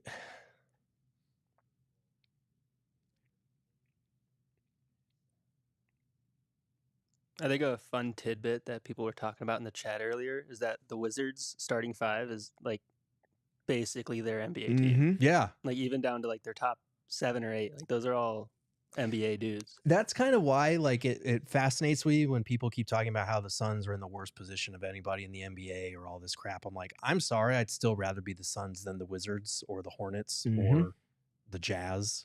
Like I know everybody loves draft picks. Draft picks only matter if you turn them into franchise players. Yep. And that's why the whole conversation about why did they extend Devin Booker instead of trade him? Why? So you can stockpile draft picks to hope to draft someone as good as Devin Booker? Cool. I lived through the dark days of those 2010s when they had a bunch of high draft picks and they used them on Dragan Bender and Marquise Chris and Alex Len and Josh Jackson. It's not as easy as teams like the Thunder make it look with their draft picks. And I was here to see Jalen Smith get taken over Tyrese Halliburton. And that's after having watched both of those guys play on the collegiate level. So doesn't always pan out the way that front offices maybe expect or think it could be. Right. Sometimes it's a little paralysis by analysis. Sometimes it's just oversights, but sometimes it's just the way the dice rolls at times. Maybe some players get drafted to a situation that is not the best for them. Right. I don't think Jalen Smith was a player that was supposed to succeed with the Suns with where they were. Tyrese Halliburton, on the other hand, you know. Yeah, that one hurts. We got another Koby Brea 3, pure as butter. Love this kid already. I know that we talked about this kind of similar last year with Jalen Bridges. Like, we know what he brings to the table. We know that he can hit spot-up threes. And he looked great in Summer League. He hit a lot of spot-up threes. This is a different level of we know what this guy does, and he does it at an elite level. Turnover there, but we're going to ignore that because it's Summer League. Then I'm ranting about him. Oh, that's tough. Yeah, I don't think Koby Brea has any interest in touching the rim with his shots and touching as little bit of the net as he has to. Yeah.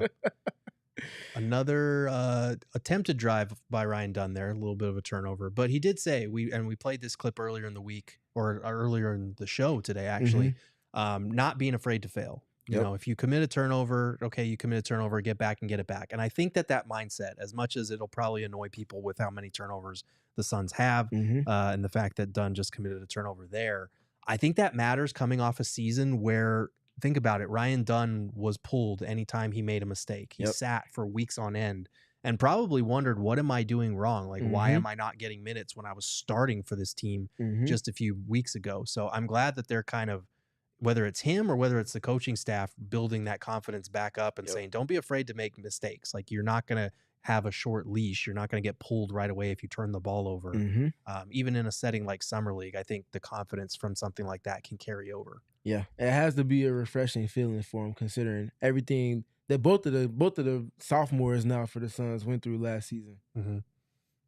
Yuri Collins is making some passes, y'all. He is. St. Louis, 2-time NCAA leader in assists, everybody. And he is doing that. Nice little drive there from Koby Brea. I think passing is one of the things that stands out most on the Summer League circuit. You have a ton of tough shot takers. You have a handful of tough shot makers. You have some athletic bigs that can do some things above the rim. But I think what always stands out to me is the passers, because they see things so much quicker, and with the volume of mistakes that defenses make, it just kind of shines in a different fashion on the Summer League circuit. I just love that it took like less than 2 quarters of Summer League action for me to be convinced that Koby Brea is the steal of the second round. Well, Rasheer would like to have a word with that, but that's fair. Koby can have tonight, though. I don't even think of him as a second round pick. No, I never thought about him in pre-draft stuff as a second round pick. Honestly, I feel like he might even get up as high as 25. Yeah. So the Suns might not have even had a chance at him at 29 at their original pick. I keep thinking of him as the 29th pick because the Suns had to finagle the hell out of that situation in order to get back up to 31. But you're right. And that's why we got 2 steals of the second round. That's why Brian Gregory has a statue that's foundation just got done being built a couple days ago. So it took less than 2 quarters of a Summer League game for me to think that Koby Brea is the steal of the second round until Rasheer Fleming plays. Take that for alignment. We love to see that. So what do we got here score-wise? Suns up 10, 45-35 with about 2 minutes left in this first half. Steven, any concerns over Maluach so far? I know that when we say concerns, again, we're going to chalk it up to Summer League no matter what. Like, it's not that pivotal. Yeah. But a little bit of a rough go for him to start things off. Definitely. I wouldn't say concerns. These are kind of things that I cautioned when we were talking about whether the Suns should take him at 10 or whether they should trade back and try to get some of the other guys that we kind of valued coming into draft night. Mm-hmm. And I was just always cautiously aware and optimistic about some of the flaws that are going to come with when you bring an 18-year-old to the professional level, mm-hmm. especially one that's only been playing basketball for, 5 years now? Yeah. So there's a ton of learning that has to take place in that window of time alone. But there's so much more learning that has to take place in addition to the physical side of things and the athletic side of things once you translate from the collegiate level to the professional level. So there's a lot of it feels like there's more of a process. He feels like more of a project than he is like a ready now talent for me. Mm-hmm. And I just kind of question how much did the Suns want to invest into, I guess, a process more than someone that they feel like could be an immediate impact type of guy within the next 2-3 years. Yeah, absolutely. I think it's been a little bit of a shaky start for him, but Sure. Again, I do think there might be some nerves. Maybe there might be some Sure. adjustment to the NBA game. For those who are wondering, a lot of Suns in the house tonight. Mhm. We have seen Jordan Ott, Mark Williams, Colin Gillespie, Rex Chapman, new assistant coach Jesse Mermes. Who else do we got here? Jalen Green, Dylan Brooks, Josh Bartlestein. Seems like everybody came out to Vegas to, as Shams Charania reported earlier in the day, celebrate Devin Booker's max contract extension. They kind of surprised him with a team dinner, so that's pretty cool. Nice. Now we're seeing the alignment on the sidelines Mhm. already with a Mhm. team that has 5 guys that are probably going to be on the roster this year. Yep.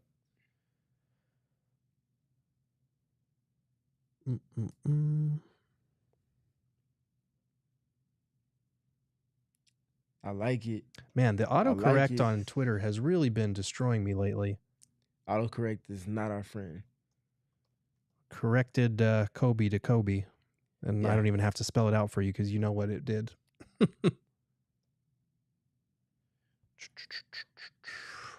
All right. Yeah, to Andy Cruz's point in the chat, Sure.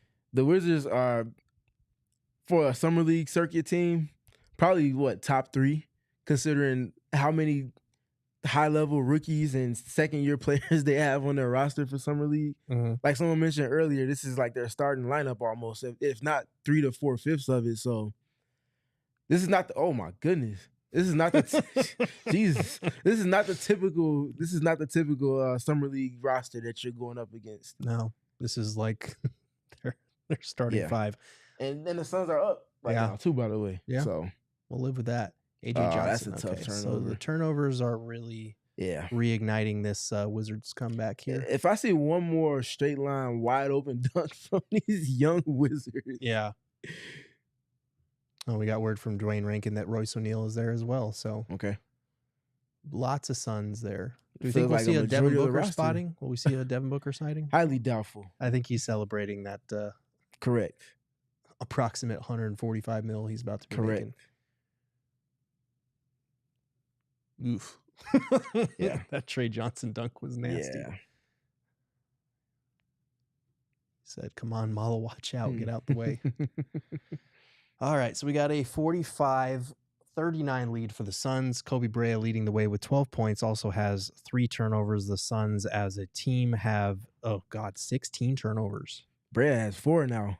4 now. And the Wizards have 8. So twice as many turnovers as the Wizards, still holding on to a lead. I like that. Cut down on the turnovers, and you're probably going to cruise to another double-digit advantage here. Mm-hmm. I know for me with Brea, one of the things I talked about in the film session is that though he's not like a high-level playmaker, Mhm. he makes simple, quick decisions, but he also just generally doesn't really turn it over. So Mhm. seeing him with 4 turnovers in one half of summer league play, I feel like speaks more to the chaotic nature of summer league play and the lack of continuity and chemistry, Mhm. more than it is kind of an indictment against him as a player. What I will say, though, speaks to the type of player he is.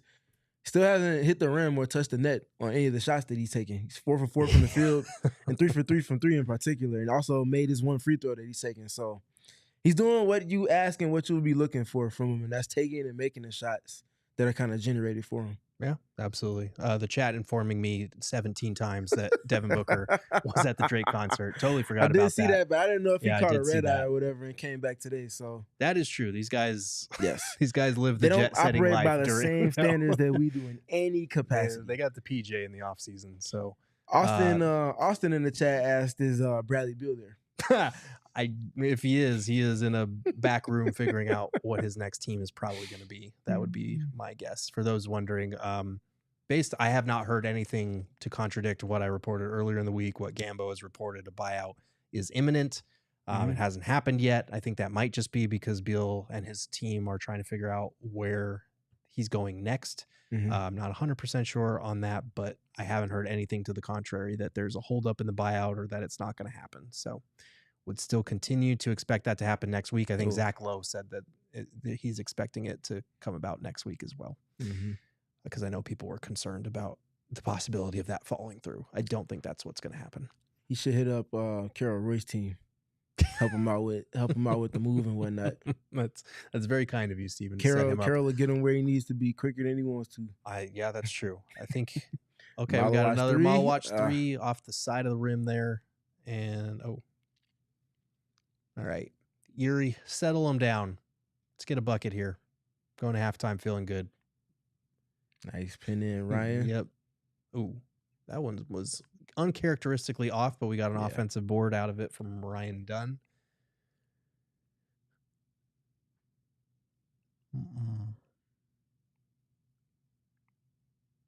Okay, we got a Yuri Collins step back off the dribble. That feels like the first time he's looked at the basket all game. He said, I can do more than just assist. Indeed. All right, so heading into halftime, we got the Suns with a 47-39 advantage over the Wizards. We're not going to get too deep into the details because we are going to take a little bit of a break, but we are going to come back about halfway through halftime and go through things. Keyshawn George leading the Wizards with 11. Suns led by 12 from Koby Brea and 10 from Ryan Dunn. Real quick thoughts before we go to break, Steven. Yeah, I like the second-year guys and everything that they brought. Feels like they're locked in. They're bringing their EGBs to the game. And I've also enjoyed everything we've seen from Koby Brea as well. Yeah, absolutely. Really fun first half. Couple of things to improve and clean up, like those turnovers in the second half. Steve and I are going to take a quick break. We'll be right back in about 5 to 10 minutes, so don't go anywhere. And if you do, make sure to come back because we're going to do a halftime show, and we'll be here with you all for the second half as well. We'll see you in just a little bit.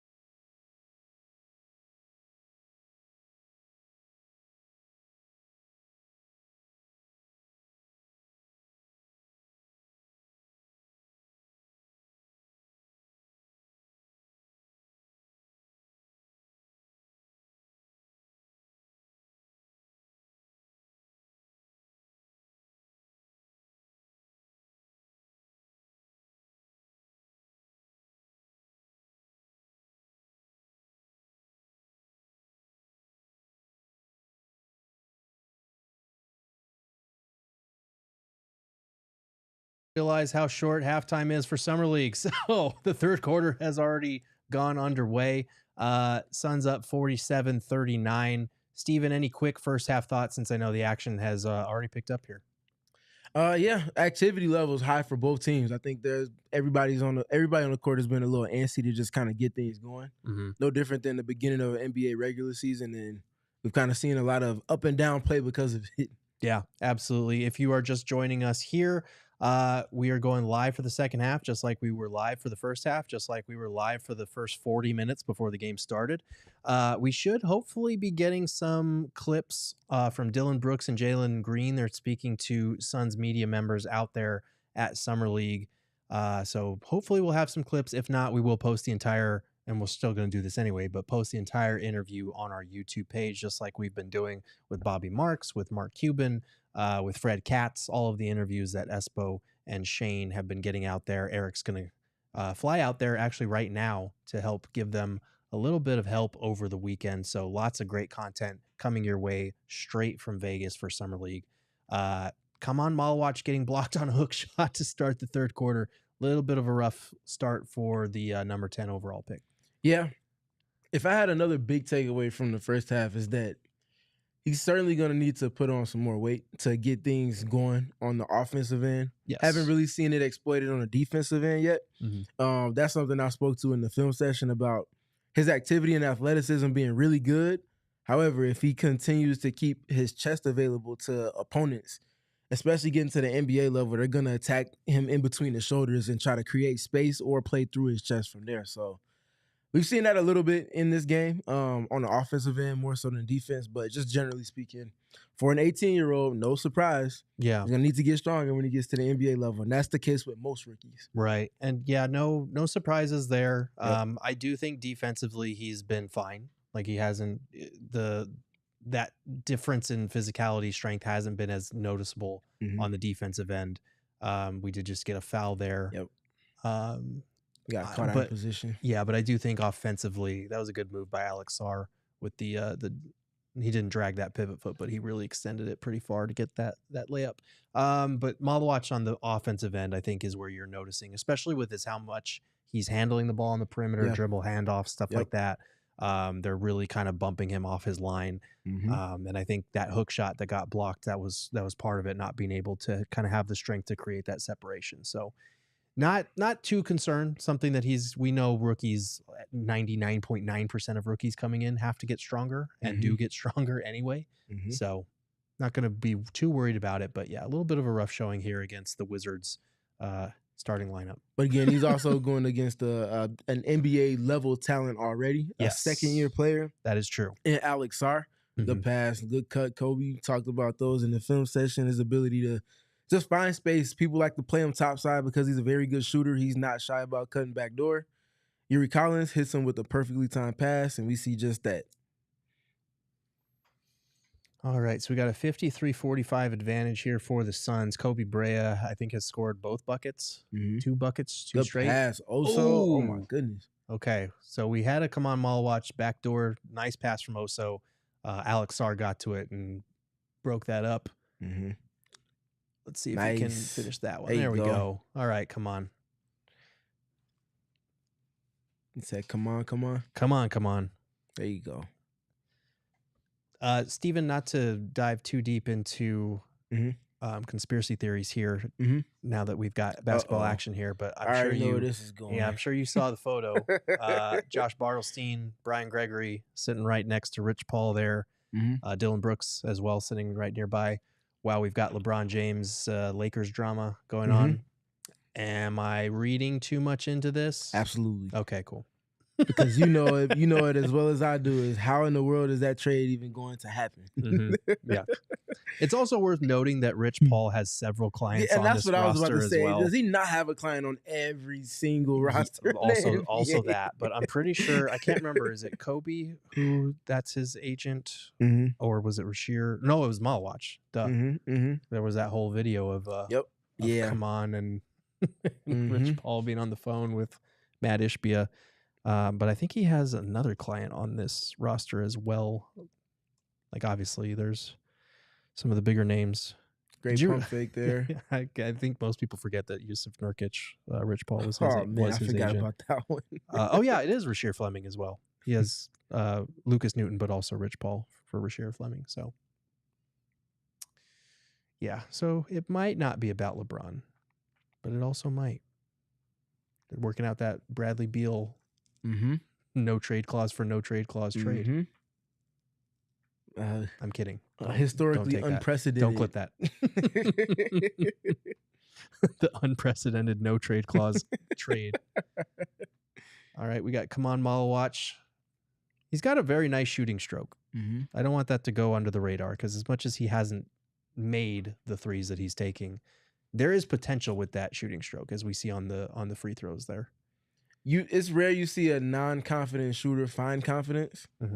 It's also very often that you see someone with a lot of confidence that maybe doesn't have the success rate ultimately find a semblance of it because of their willingness to take them. So that's where I'm still at with Maluach. No different than I was with Ryan Dunn last season as he had his ups and downs. All right, so we like Maluach going up strong there, getting to the foul line again.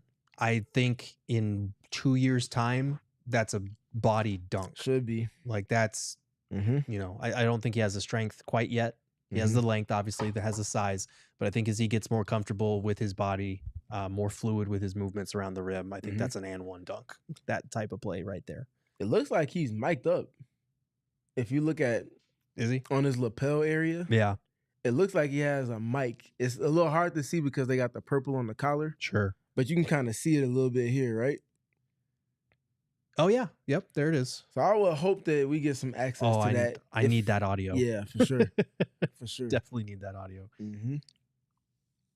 Okay, so we got a 58-48 game here. We got Oso defending the point of attack and almost forcing a turnover there on the perimeter. That's some of the switchability that we've talked about. He does look bigger. Definitely. The shoulders look broader. The arms look bigger. The base looks wider. So that can't happen. We're giving up alley-oop dunks, though. Yeah. Broadcast, we would like to see the play. Like, we know Damari Carroll is coaching the Suns. Right. I tweeted about it. Leave that in last season. Nice. Too bad it didn't matter. Yeah.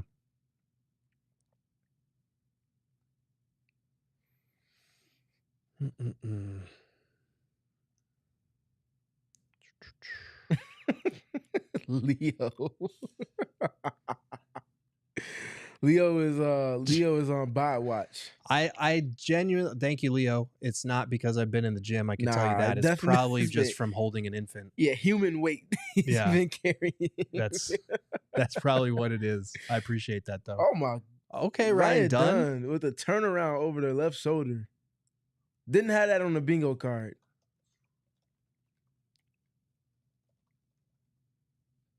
Ryan Dunn still started by Maluach. Gets off it quick, wide open. Koby Brea 3. Boom. Knocks it down. There's a sequence for you. Suns up 10 with 5.5 minutes left in the third. Good job in rotation. Board. On fouling. Okay. There we go. Block. Maluach block. Malu swat, if you will. Maluach party. Now you got Ryan Dunn being comfortable enough to initiate the offense. Not really running offense, but. So 7 of 9 field goals for Koby Brea. 4 of 5 from 3, 19 points. So not bad for a two-way guy, huh? Not bad. Not bad. The timing of your film study couldn't be better, Stephen. Definitely. Make sure to go check that out after this watch party. We appreciate all of you who are here with us. We got a Maluach block leading to some action on the other end there. We got Koby Brea with a game-high 19. We got Ryan Dunn looking too good for Summer League. We got Oso. We didn't talk about Oso too much outside of that dunk in the first half, but 7 points, 11 rebounds. He had 9 at halftime. I'm happy with that. I'm very good with that. Yeah, definitely impressed by Oso. It's different when you have more energy than players that are majority of them are older than you, because that should be the requisite. It's different when you're going against people the same age or younger than you. And needless to say, it looks the same as it does when he's going against people older, because Oso Oso's motor just ticks differently than others. Yeah. And that in and of itself is a skill. People don't look at it as such, but having a motor is a skill because it gives you opportunity to do things that others simply either don't have the desire to or just cannot. Yeah, definitely. Okay, so how many turnovers are we up to? 17? 17 to 11 for the Wizards. So they did kind of get back to what we were expecting to see from the Suns in terms of ratcheting up the defensive intensity, forcing some turnovers. So that is good to see because it felt like in the first half, a lot of the turnovers were a little bit unforced, but some of them were from the Wizards' pressure, especially on the perimeter. So it's good to see the Suns kind of flipping that since that was what they talked a lot about doing. It would have been nice to have a guy like Rasheer Fleming contributing to that, as we talked about, out with the knee soreness. But at least they got Ryan Dunn doing it. They got Oso doing it. They got a lot of guys. We even saw CJ Huntley in the first half contributing on that front.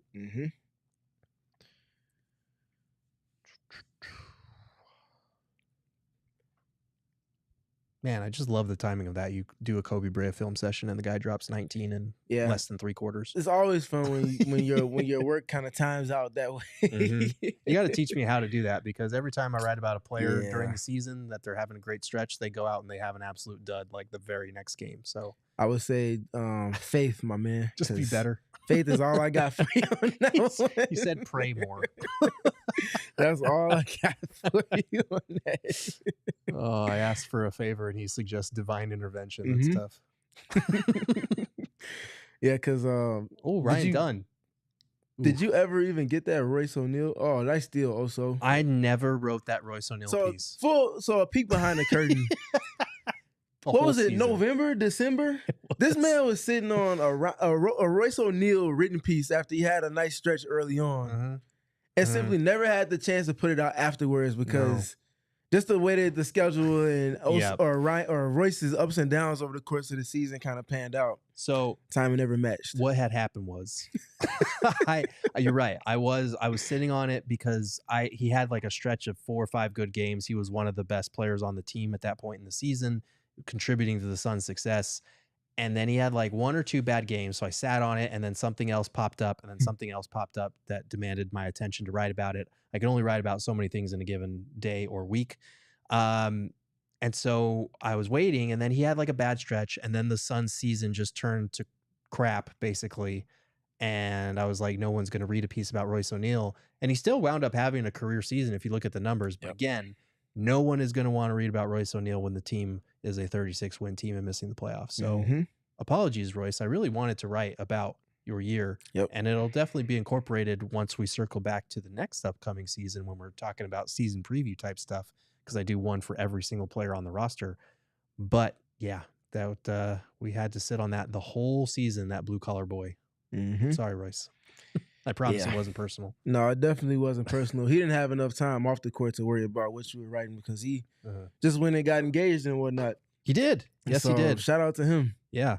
We'd love to see that success on and off the court. Yeah. Career year followed by getting married to a lot of people's childhood crushes. Yeah. Including me. Yeah. So that's good for him. Shout out Royce for that. Good for Royce, man. They've been to a handful of Phoenix Mercury games sitting courtside. Oh, have they? Oh, yeah, that's right. Yeah. They were So there it's been the cool other to night, see right? them, Yeah. And he's there tonight as well for the Suns Summer League game. And that man is cheesing every time I've seen him. Yeah. Oh, yeah. That man is happy with where he is in life. So shout out to him. Got the contract extension. Yep. Got the love of his life. Got engaged. Yep. Contract extension, career year. Gets to live in Phoenix. Yeah. He's living the good life. This is like contract 5 for him at this point. So he's doing it nicely right now. Me, on the other hand, I'm sweating into the back of a chair watching Summer League action, breaking it down play by play for you. No, but we're good. We're going on 5 hours of sleep. That's a lot considering how this week is. Yeah, we're doubling up last night. Getting 5 those to Z's. like 10. Yeah, 5 whole for real. Z's last night. We got a 13-point lead for the Suns. Yet another turnover, Steven. Yeah. If they weren't turning the ball over at a rate that would be embarrassing for 2K, yeah, they would be blowing out the Wizards' Another one. starting 5. As you speak on it. At least that one was for Washington. Yes. / Houston. Yes. All right. Another 3. Who was that in the corner? It's really just full disclosure. We have a small screen off to the side here that we're watching the game on. But when they do these sideline interviews like they're doing right now with Brian Keefe, who is the Wizards coach, the screen gets even smaller. So we're having a real hard time making out who's who. That was from Ellis. All right. We got Boogie Ellis on the board. Yep. I think he was already on the board. But yeah, he is also a player that I don't think he's missed a shot yet. Yeah. Yeah, he's missed a shot from 2, but he's 3 for 3 from deep. Okay. Love to see that. We got full screen Brian Keefe with our guy, Tim Legler, doing great work on the All-NBA podcast for All-City. Yeah. Yeah, we love ourselves some Tim Legler. We're going to a break here, so I wanted to share this with you that our crew over at PHNX got down there. We got Jalen Green crashing Dylan Brooks' press conference at halftime. No question. How you feel about the trade, and what you think we finna do with the Phoenix Suns? I love the trade. Yeah. You know, it gives me, Jalen an opportunity to showcase, in Phoenix. Motivation. Great fans. What you say? I said motivation. And for you especially when you play Houston, it's gonna be a lot of motivation for you. Yeah. And I'm happy that we both came together. All right. We got some likability. We love that because last year's team fans did not very much like. So, and you see the personality piece that I was already speaking to. Yes. No beating around the bush, addressing the elephant in the room immediately, talking about seeking vengeance upon the team that traded both of them, but being happy that they're together to do so. This isn't their first time around the team comprehensively in some capacity. So, I mean, these are nice little kind of telltale signs of the shift that's taking place. It didn't see much back and forth type of camaraderie from the Suns last season. Obviously, Devin Booker and Kevin Durant were on the same page, and they had their types of back and forth, but it's just a little different from these guys compared to what it was with those two. It definitely is. And to your point, the only camaraderie that the Suns really got was from the rookies who did not play enough. So definitely hurting there. Oh, we got Katie George doing a sideline interview now with Dylan Brooks. So I'm not a lip reader. I'm not very good at that. Yeah. Especially when I'm having to talk at the same time. But we'll definitely want to go back and watch that at some point. For sure. Summer League rewatch coming up right after the game. No, I'm just kidding. Immediately. We're not that crazy. We're watching film. I have a family. Gerald's leaving. I'm sticking around. I have a family. Ayrton probably has Friday night plans. Steven, I'm sure you do too. Yeah, I'm watching this game again with the fans. Psychos and sickos. Sticking there we go. For some overs. You heard it here first. I'm just kidding. Oh, I got excited for a minute. I was like, all right, Steven doing the Lord's work, rewatching Summer League games. Nah, this is podcast number 5 for me over the last two days. Yeah, man. That see, this is why Moses doesn't pass. Yes, why correct. He said, see, this is why I just put up field goal attempts. Yep. But no, we have done that many podcasts in the last couple of days because of that Devin Booker emergency pod. Yeah. Piling up on top of everything else. Yeah.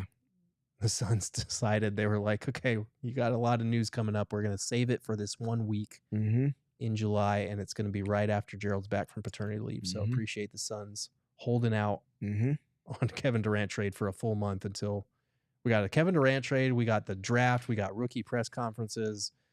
We got free agency. We got Summer League. We got Mark Williams. We got Devin Booker contract extension. We probably got a Bradley Beal buyout coming here soon. The one thing I will say about the Suns is they are never hurting for storylines. Yeah. And I think this season they will not be hurting for that youthful exuberance that we spoke to last season. You had 2 players that could bring it in ways that the team needed to have it on the court last season. Obviously wasn't leaning into the way that it should have been. This season, I imagine that will not be the case in any capacity because there are, like you mentioned, 5 players on the Summer League roster that will likely have some type of claim to minutes next season. At worst, at least 4 of those 5. So yeah, the youthful exuberance part won't be something that they have to deal with, in addition to Jalen Green also being 23 years old. Yeah, absolutely. Apparently Jalen Green is out there signing autographs for Suns fans, so already being embraced by the Phoenix fan base. Love to see that because that Devin Booker, Jalen Green pairing is going to be key to what the Suns are doing moving forward. Yep. I've expressed my doubts about how that duo is going to look in the backcourt together, but there's no denying that Jalen Green is young, still has room to grow, And he does bring some things to the table in terms of being a downhill driver that could really help a Suns team that did not apply nearly enough rim pressure. Meanwhile, we got Oso with the board and the putback. GBs. Love to see that. Energy generating behaviors. That's something he learned at Marquette from Shaka. Yeah, his activity levels have been fun to see on the summer league circuit. Guys, I got a quick hot or not before the sideline interview. Oh, love is it. over. Let's do it. That is Freckle Mamba, by the way. Freckle Mamba, you have to introduce yourself if that's your first time speaking on the mic. But we are here. Hot or not with Freckle Mamba. What you got? Hot or not, Dylan Brooks' hair. Oh, it's so hot. He looks like a merman. Merman. I cannot comment on another man's hair and saying that it's hot. But I will will say it's very much a summer type of vibe. So okay. Nice for him. Mm-hmm. Jalen Green had a similar look when he first showed up in Phoenix a couple of days ago. What are we thinking about them rolling out the frizzy hair? Starting lineup. I don't know if it's a choice as much as a prerequisite for the weather out here. Correct. Honestly, correct. I Exactly. think that might just be what it is. But I'm cool with it, man. Let your hair down. You're in Phoenix now. It's giving very Snoop Dogg and Baby Boy vibes. Yeah. To me. If you know, you know. Yep, exactly. All right, so we got a 17-point lead here for the Suns against the Wizards starting lineup. I'm going to keep saying that because it basically is. Coming up on the end of the third here. Let's see if the Suns the Suns ball, right? Let's see if the Suns can get a bucket out of this and maybe take a 19. Oh, no. It's not their ball. I thought it was theirs. I thought they had ruled it was going the other way. Looked like it should have been theirs. Which is also an important time to note. It is very much summer league for officials in addition to the players and the coaches that are on the sidelines. Yes. So, yeah, a lot of things are not going to be up to par, but that's what the summer league circuit is for. It's a developmental phase, and officiating is very much a part of that. Yeah, we got Dylan Brooks taking selfies with fans in the front row. Got a couple questions in the chat. Do you plan on watching the new Superman movie? I do. Unfortunately, my 2-month-old just hasn't learned to be quiet in the theater yet. So at some point, I will definitely see it. But I still got to see 28 Days Later. Someone asked, what seed do I think the Suns will get next year? Oh, I don't know, man. I need to see this team play a little bit more. I need to see how they round out the rest of their roster, those last 2 open roster spots. I'm probably going to say right now, like 9, maybe 9. Probably somewhere playing territory. I don't know. That once you get in that 7 to 10 range, you're talking about probably a half game or 2 separating them. End of the third, Suns up 75-60. I didn't even mean to use the Suns little hashtag Suns up there, but did it anyway. 19 points for Koby Brea, 12 for Ryan Dunn, 11 points and 12 boards and 4 steals for Oso Ighodaro, 11 points for Boogie Ellis. Khaman Maluach starting to pick things up a little bit, 7 points, 3 rebounds, a steal, and a block on 2 of 8 shooting with 2 turnovers. Steven, anything jumping out at you from the box score through 3 quarters? Yeah, start with Koby Brea. Yeah. Start with him. Obviously extended to players like Oso continuing to show the EGBs that we continue to speak to. I would just like to say I like how physical the team got. It felt like the physicality upticks from the first half to the second half. And that's naturally where a lot of the extension of the lead that they've established kind of came from as well. Again, especially for a team that obviously hasn't spent more than 3 days together. Yeah. And is barely getting to know each other on a namely basis. This is a kind of connected type of activity level that they've been able to sustain. What about you? Yeah, I mean, like Koby Brea with 19 is obviously the big one for me. My expectations were not this high. I knew in a summer league setting with, potentially a past first point guard like Yuri Collins, with a facilitator like Oso, he was going to get a couple of open looks. I was not expecting him to be 7 for 9 with 4 or 5 from 3. I was not expecting him to look like, a first round pick, let alone the 41st pick on a 2-way. So that's really encouraging to me. And again, Steven did a great film session on him earlier in the day. Make sure to check it out after this game. We're going to ride this Koby Brea high right into another film session with Steven, so make sure to check that out. For sure. Yeah, I love Oso just got credited with another rebound, and took a steal away, so I don't know what's going on there. But 11 points, 13 rebounds, 3 steals for Oso. Love to see that. And I love to see, like, Ryan Dunn only has 9 points, but it feels like when he's been out there, he just has not given a damn about the fact that this is summer league. Like he's coming out here like, yeah, I'm too good for this. And that's exactly what I wanted to see from him, regardless of what the box score says. I genuinely feel like both Fleming and Brea have great opportunity with the Suns in terms of a context matching their style of play and what their strengths already are to come into the league and outproduce the pick level that they were selected at. Yeah. So obviously Fleming being first overall in the second round and then Brea at 41, I think they both outperformed that at some point over the course of their careers, with Fleming potentially as soon as the end of his first season. Yeah, absolutely. So we did get, looks like they got about 7 minutes with Dillon Brooks. We haven't gotten any individual clips yet, but again, like I said, make sure to check back on our YouTube page. Dillon Brooks and Jalen Green availability will be going up in full later this evening. CJ Huntley with a dunk on the pick and roll. Look, the quality of looks he's getting is like top tier right now. Yep. But it does take a big who knows how to set a good screen, the timing of the rolling, where to roll into space, being able to catch the ball. That was a nice bounce pass there from Yuri Collins, and a dunk out of it. Like it looks very easy, and the point guard play is making it look easy as well. But Huntley doing some things that you want to see out of a screen and roll big.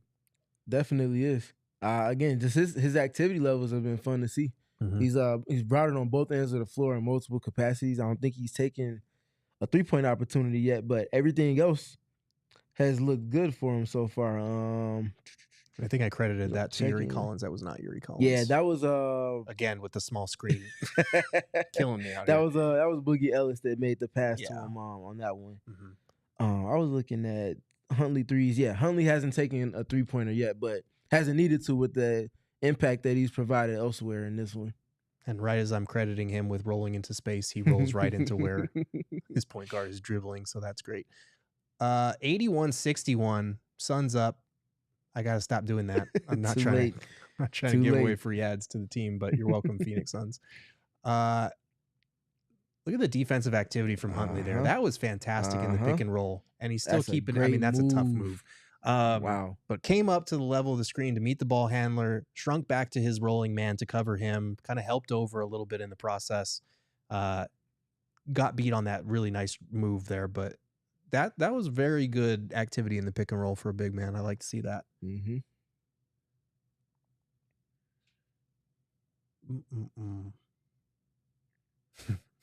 Psycho Blue said, Wood back to cooking G Leaguers.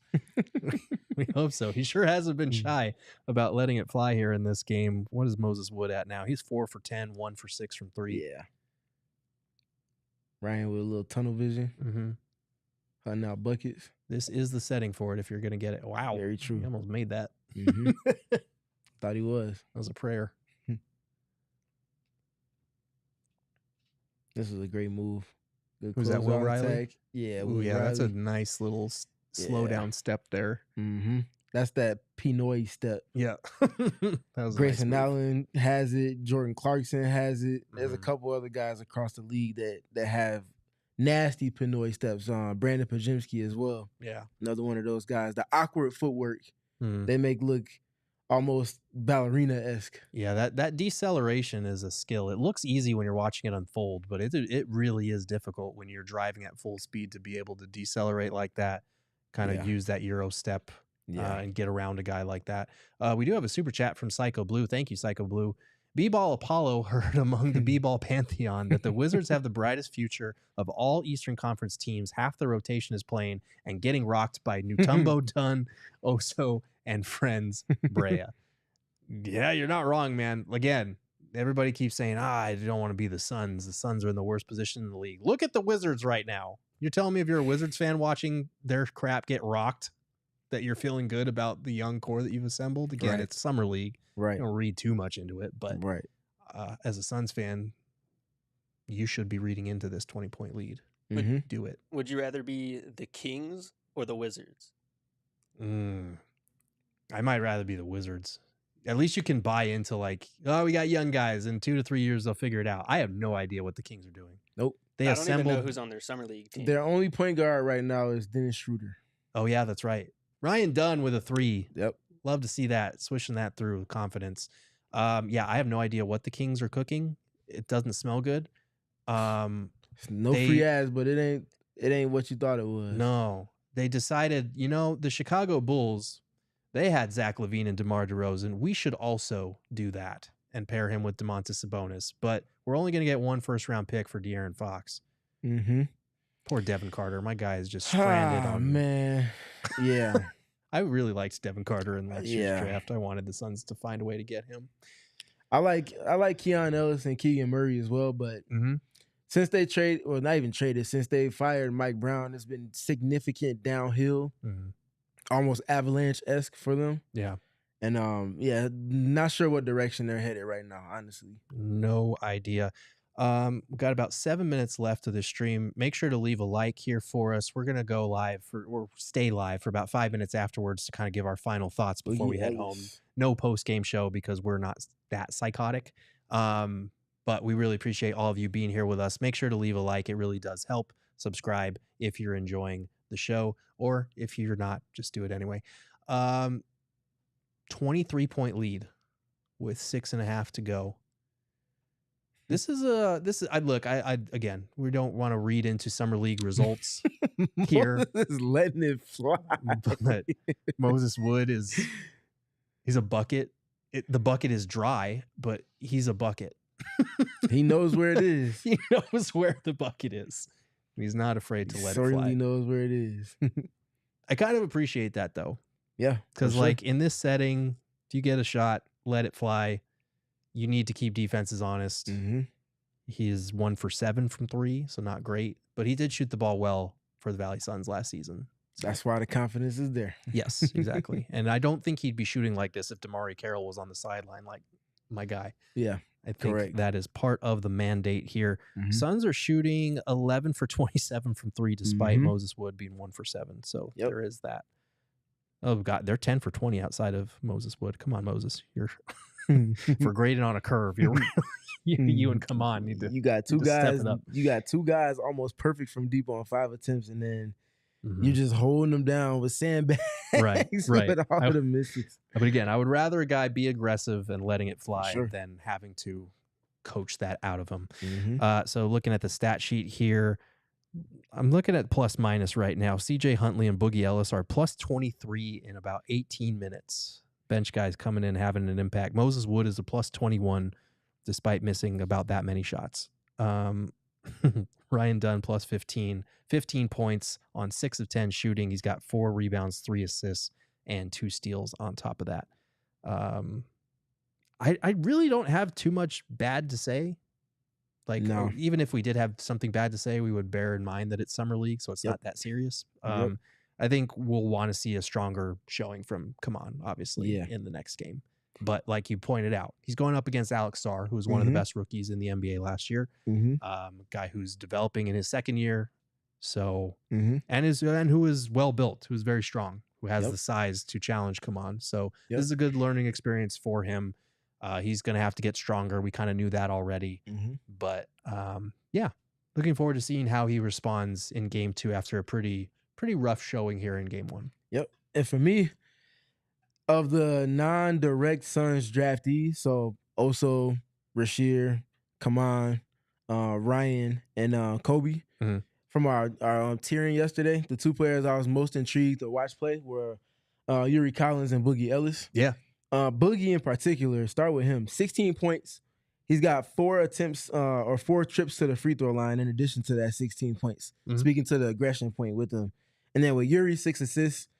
He's doing exactly what you would expect from the dude. We talked about his passing and playmaking standing out on the summer league circuit. We're getting exactly what I kind of expected to see from both of those guys in particular. Yeah. Honestly, the biggest bummer tonight is still Rasheer Fleming. Yeah. Hopefully he's okay. Hopefully we'll get some clarification on the severity of that. As we've said a couple of times, we're not going to make assumptions here on the show because we just don't know anything about it at this point. So no point worrying about it until we know more. That was a great pass. Got to make that. Moses Wood. Great tip out. Come on. Moses Wood did something other than shoot, and you're going to take that away from him? Terrible. All the contact in this summer league game, you calling that? Yeah, that's come on. Yeah, come on. Come on. Come on. Not to make too many puns. We already used up our limit yesterday. To that point, though, Eric. Maluach is at 16 minutes. Mm-hmm. Let's see. How many minutes did he play in the first half? He played 6 in the second. I think if the 5 in game the was first. closer, maybe we would have seen more of him here in the second. Mm-hmm. Because he only has 2 fouls. He only played 5 minutes in the third, and I don't think he's played since then. Yeah. Yeah. Yep. Although I guess Ryan Dunn is still out there. So True. I Ryan think also have been out there. Maybe they just might be scaling him back minutes-wise. part of it is probably adjusting to NBA conditioning, physicality, Exactly. like, especially as a big man. Like it is tiring, not just to run up and down the court, but to be, getting hit with screens, battling for boards, all that stuff. Not to, completely dismiss it was a rough showing for him, but hopefully it's just that. Kind of ease into it. And we knew he was.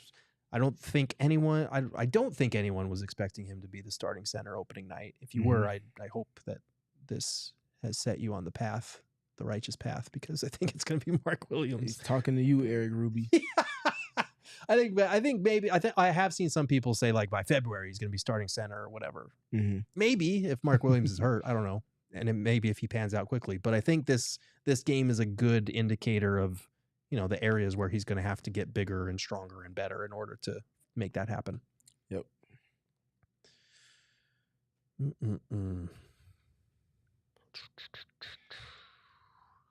Got about 5 minutes left in this one. Obviously a blowout at hand. Looks like that entire 5-man unit might be potentially subbing out of this one. We'll see, but as far as win-loss and the Suns getting close to winning the Summer League championship, this is a significant step in the right direction. Oh, okay. 46 turnovers between both teams. That is the most Summer League stat Summer of the League day. stat for sure. 46 turnovers. How many did the Suns have? 20? 20 of that 46. Oh, wait, 36. Or 36. 36. Excuse me. Yeah, 46, I was like, wait a minute. Yeah. Hold on. Excuse me, 36. It's only 36. Yeah, in only quotation 36. marks. Excuse me. That's Suns' biggest terrible. lead is 25 points. So impressive what they're kind of making established early on, kind of setting a tone for things. So are they going to win it all, Steven? I would hope so. They have the talent that suggests that they can, and if they're doing this significantly talented Summer League Wizards roster, that bodes well for everything that they're working towards. Also doing it without Khaman only playing 2.5 quarters basically, but and Rasheer not playing Fleming at all. not being in. Yeah, exactly. So they're cooking up something nice right now. And the chat is just ruthless right now. Of We got it. course. Imposted someone said Fleming has been getting mentored by Beal. That's tough. Arizona said I trade Beal for a Honey Bears gift card. That sounds insulting, but Honey Bears is very good. So I think that says more about Honey Bears than Beal for me personally, because Honey Bears is dope. Girth Jr., I could definitely go get a bucket in Summer League. Considering the lack of defense being played early on in this game too, I could definitely at least get to the free throw line, and then play the free throw percentage from there. But and then it's curtains. That's it though. That's it. Not saying I can go out there and guard anybody. I'm decent on defense, but I ain't NBA level. Yeah. I'll be the first to tell you that.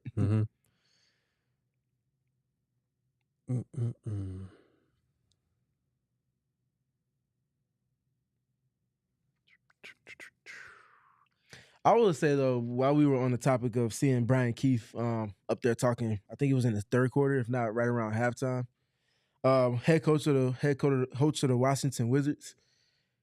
It gets hard to kind of gauge if a coach is good or not when you're in a situation like he is in with the Wizards. Yeah. I think the good that you have to look at in assessing a coach comes from what type of developments are you seeing from some of the players on the roster? Is he putting them in positions to be successful? So obviously a ton of guards on this team going into summer league play, but even stemming back to last season, just a bunch of young guys that do a bunch of different things. Can you put a system in place for them to get the successes that you need? Little things like that, I think, more than win-loss record, because you come into a league, you're not expecting to win games with the roster that you have. So it's kind of hard for coaches to kind of ascend from being a rebuilding type of coach. I think Monty Williams was kind of an anomaly in that sense, going from everything that he walked into with the Suns to ultimately coaching the team that went to the finals in 2021. And I think that was like his, third or fourth year coaching the Suns. So yeah, that's not an opportunity most coaches get. No. And it just speaks to how tough it is to last as a coach in today's NBA.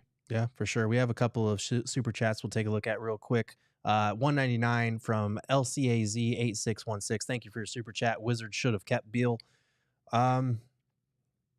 Yeah, bro. this rebuild is not going great so far. Psycho Blue, $5 super chat. Thank you for your super chat. I'd like to let Gerald and Steven know that here in the DMV, we call the Wizards the Blanks because the Bullets haven't loaded 50 Ws since 1980.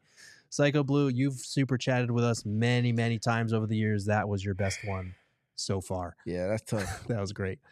Not the Blanks. That's tough. Not the Washington Blanks. That's brutal. I probably will end up tweeting that out within the next 6 months at some point. I'll credit you, Psycho Blue, I promise. All right, we got a 96-72 game with just over 4 minutes to go here. Looks like Oso's still on the floor. Look like Yuri Collins. Khaman Maluach is back. Yep. They said they got the starting five back out there. Yeah, they got the starting five back out there. Ayrton, quick question. Are we live on Fast right now? So we will have a Dylan Brooks clip, but because there is a word that we have to bleep out, I'm not sure if we're going to be able to play it depending on that. And naturally, to the personality point that I'm speaking to, this is a bit of what I'm talking about as well. It's a different type of vibe going on. Mm-hmm. I'm looking forward to asking him questions. For sure. Because I do feel like, and this is something that I've heard from people that cover the Grizzlies, from people that cover the Rockets, that Dylan Brooks is one of the more misunderstood people in the league. As a player, when he's on the court, he's absolutely a villain. He's owning that. He's cool with that. That's been part of his MO since his days at Oregon.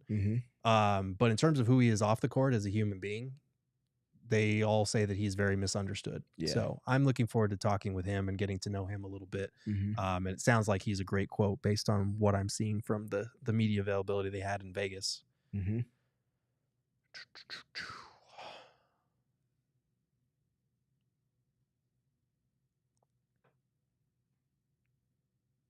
There's another example of playing through Khaman Maluach's chest right there from Alex Sarr. Not the strongest himself, but comfortable enough to create a little space against Khaman there. Yeah, absolutely. Well, while we're waiting on that clip here, we've got 24-point lead. Another Khaman corner three. Come on. Looks good, though. Again, there's been zero hesitation from that young man, which I value as much as the makes at this point in his development. If that shot starts falling, watch out. Yeah, because if he's taking how many in this game? 5. If he's taking 5 and hasn't seen any of them go in, imagine what it looks like once he sees one go down. I feel like we're right back where we were last year with Ryan Dunn when he was like 0 for 4. Sure. I think he shot probably like 1 for 19 in all of Summer League. But we were kind of like, you know what? He's shooting them. Don't care. I'm okay with him shooting them. Like as long as he's not, I love Josh Okogie, but pulling the Josh Okogie where he's like hesitating and then like dribbling and then whatever, like just let it fly. And then in preseason, he absolutely shot the lights out. It was like 50%. And we were like, oh my God, it's Reggie Miller and Scottie Pippen combined.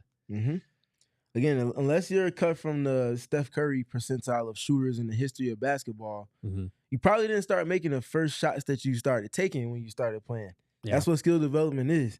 You have to start taking them to get to the point where you are making them. And then if you don't lose your confidence in that process, that's where the consistency comes from. So get that young man time. It's clear that he's intentful on making any going forward. So he's not shy about taking them at all. Yeah, absolutely. We do have a quick break here. So we have a couple of clips left over that we haven't been able to get to yet. So I wanted to run through those real quick. We did get, who did we get earlier in the week? Oh, we got Bobby Marks on the Suns off season. Here's what Bobby had to say. General thoughts on what's happened already in the offseason for the Suns? Yeah, I mean, I think it was as expected. I think certainly the Durant trade to Houston kind of, based on what happened this past season, was kind of the start of things. I like what they were able to do in the draft with Khaman Maluach and Rasheer Fleming and Koby Brea. I think 3 players that certainly fit needs. Jalen Green, and they got younger. I think that's the most important thing. They got younger with Jalen Green. They got a defensive wing and Dillon Brooks here. I'm interested to see kind of what's going to be next as far as with this roster. I think it's developing, but as you guys know and you follow them, what we saw last year couldn't return for next year. Bobby hits the nail on the head. They got younger. That's the biggest thing. Totally agree with that. We also got Ryan Dunn talking about his 3-point shot and how he's tried to make it a little bit more explosive and how that could benefit him. A little bit, just a lot of reps, kind of the same thing that's been going on.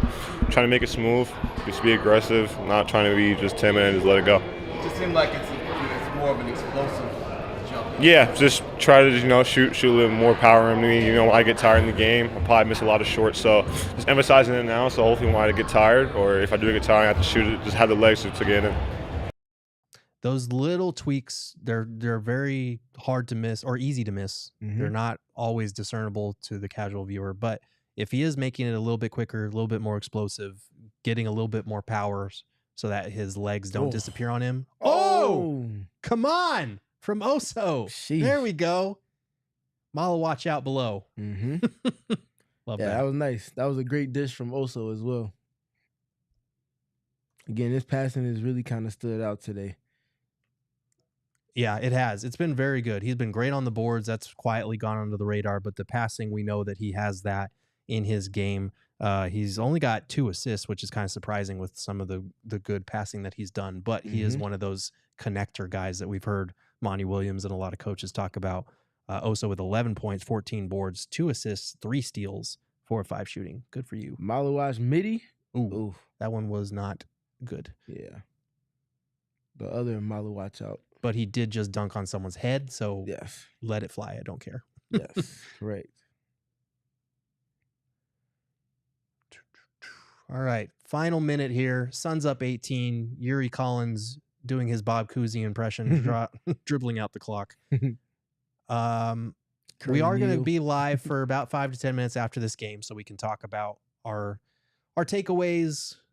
We've got a couple of clips from Jalen Green and Dillon Brooks that we will share with you before those videos go up on our YouTube channel. Ryan Dunn here working the pick and roll with Maluach. He has looked thoroughly too good. Maluach. Yeah! There it is. There you go. He was 0 for 5, knocks down the 6-1. 6-1 is the lucky one. Love to see that. And then he's going to go 4 for 4 in the next game. Watch it. Mm-hmm. Maluach it.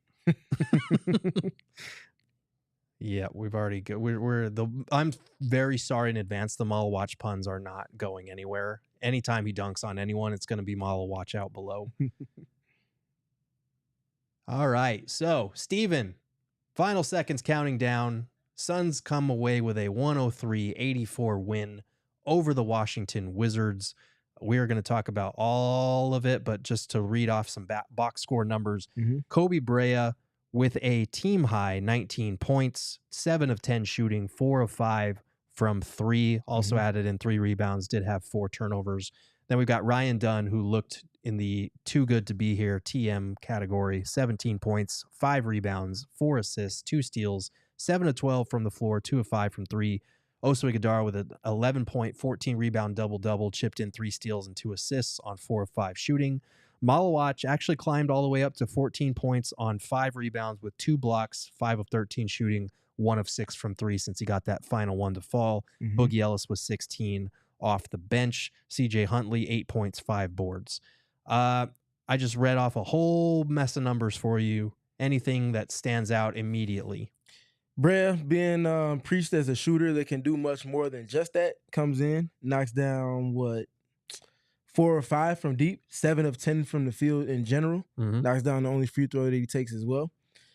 Great bit of business, him leading the team in scoring in tonight's game as well. Also very good to see. I mentioned if he shoots to the level that he can, whether it be self-creation or from teammates creating for him, should be averaging 18 or close to that in summer league play. gets to 19 tonight. Also, can't say enough about everything that he brought. 11 points, 14 rebounds, 2 assists, but had many more passes than 2 assists suggests. Yeah. Other big one that stands out for me, I want to say Boogie Ellis, but I also want to make sure we give a hat tip to CJ Huntley as well. Yeah. No, he was great. He had his numbers don't really pop on the box score, but like we said, he was doing great work in the pick and roll. His activity defensively in the pick and roll was really good, playing up to the level of the screen a couple times as well, and then retreating back, really doing a great job of navigating what could be no man's land for a lot of players. So that's positive to see. I also want to give a shout out to Yuri Collins, only 2 points, but 6 assists. He did a good job of setting the table for the Suns, despite the turnover problem that he and a lot of the guys on the roster had. How did you like the way that Maluach bounced back? Because that first half was brutal. For the most of the game, it was kind of rough, but it felt like he stabilized maybe a little bit in garbage time. But in Summer League, a lot of it is garbage time. So you can't really get too upset about a player kind of finding their confidence, hopefully going into game 2. Yeah.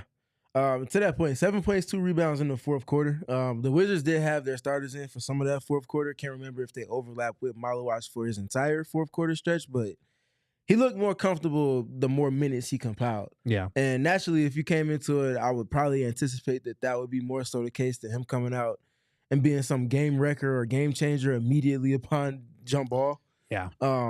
Seemed like you mentioned, the jitters were a little bit more apparent than it was prior to what he kind of spoke to. So I think he did a good job. And I think the more that he gets his kind of feet underneath him, the flaws will continue to show. But his strengths will also show equally, if not potentially as much as the flaws do on the Summer League circuit.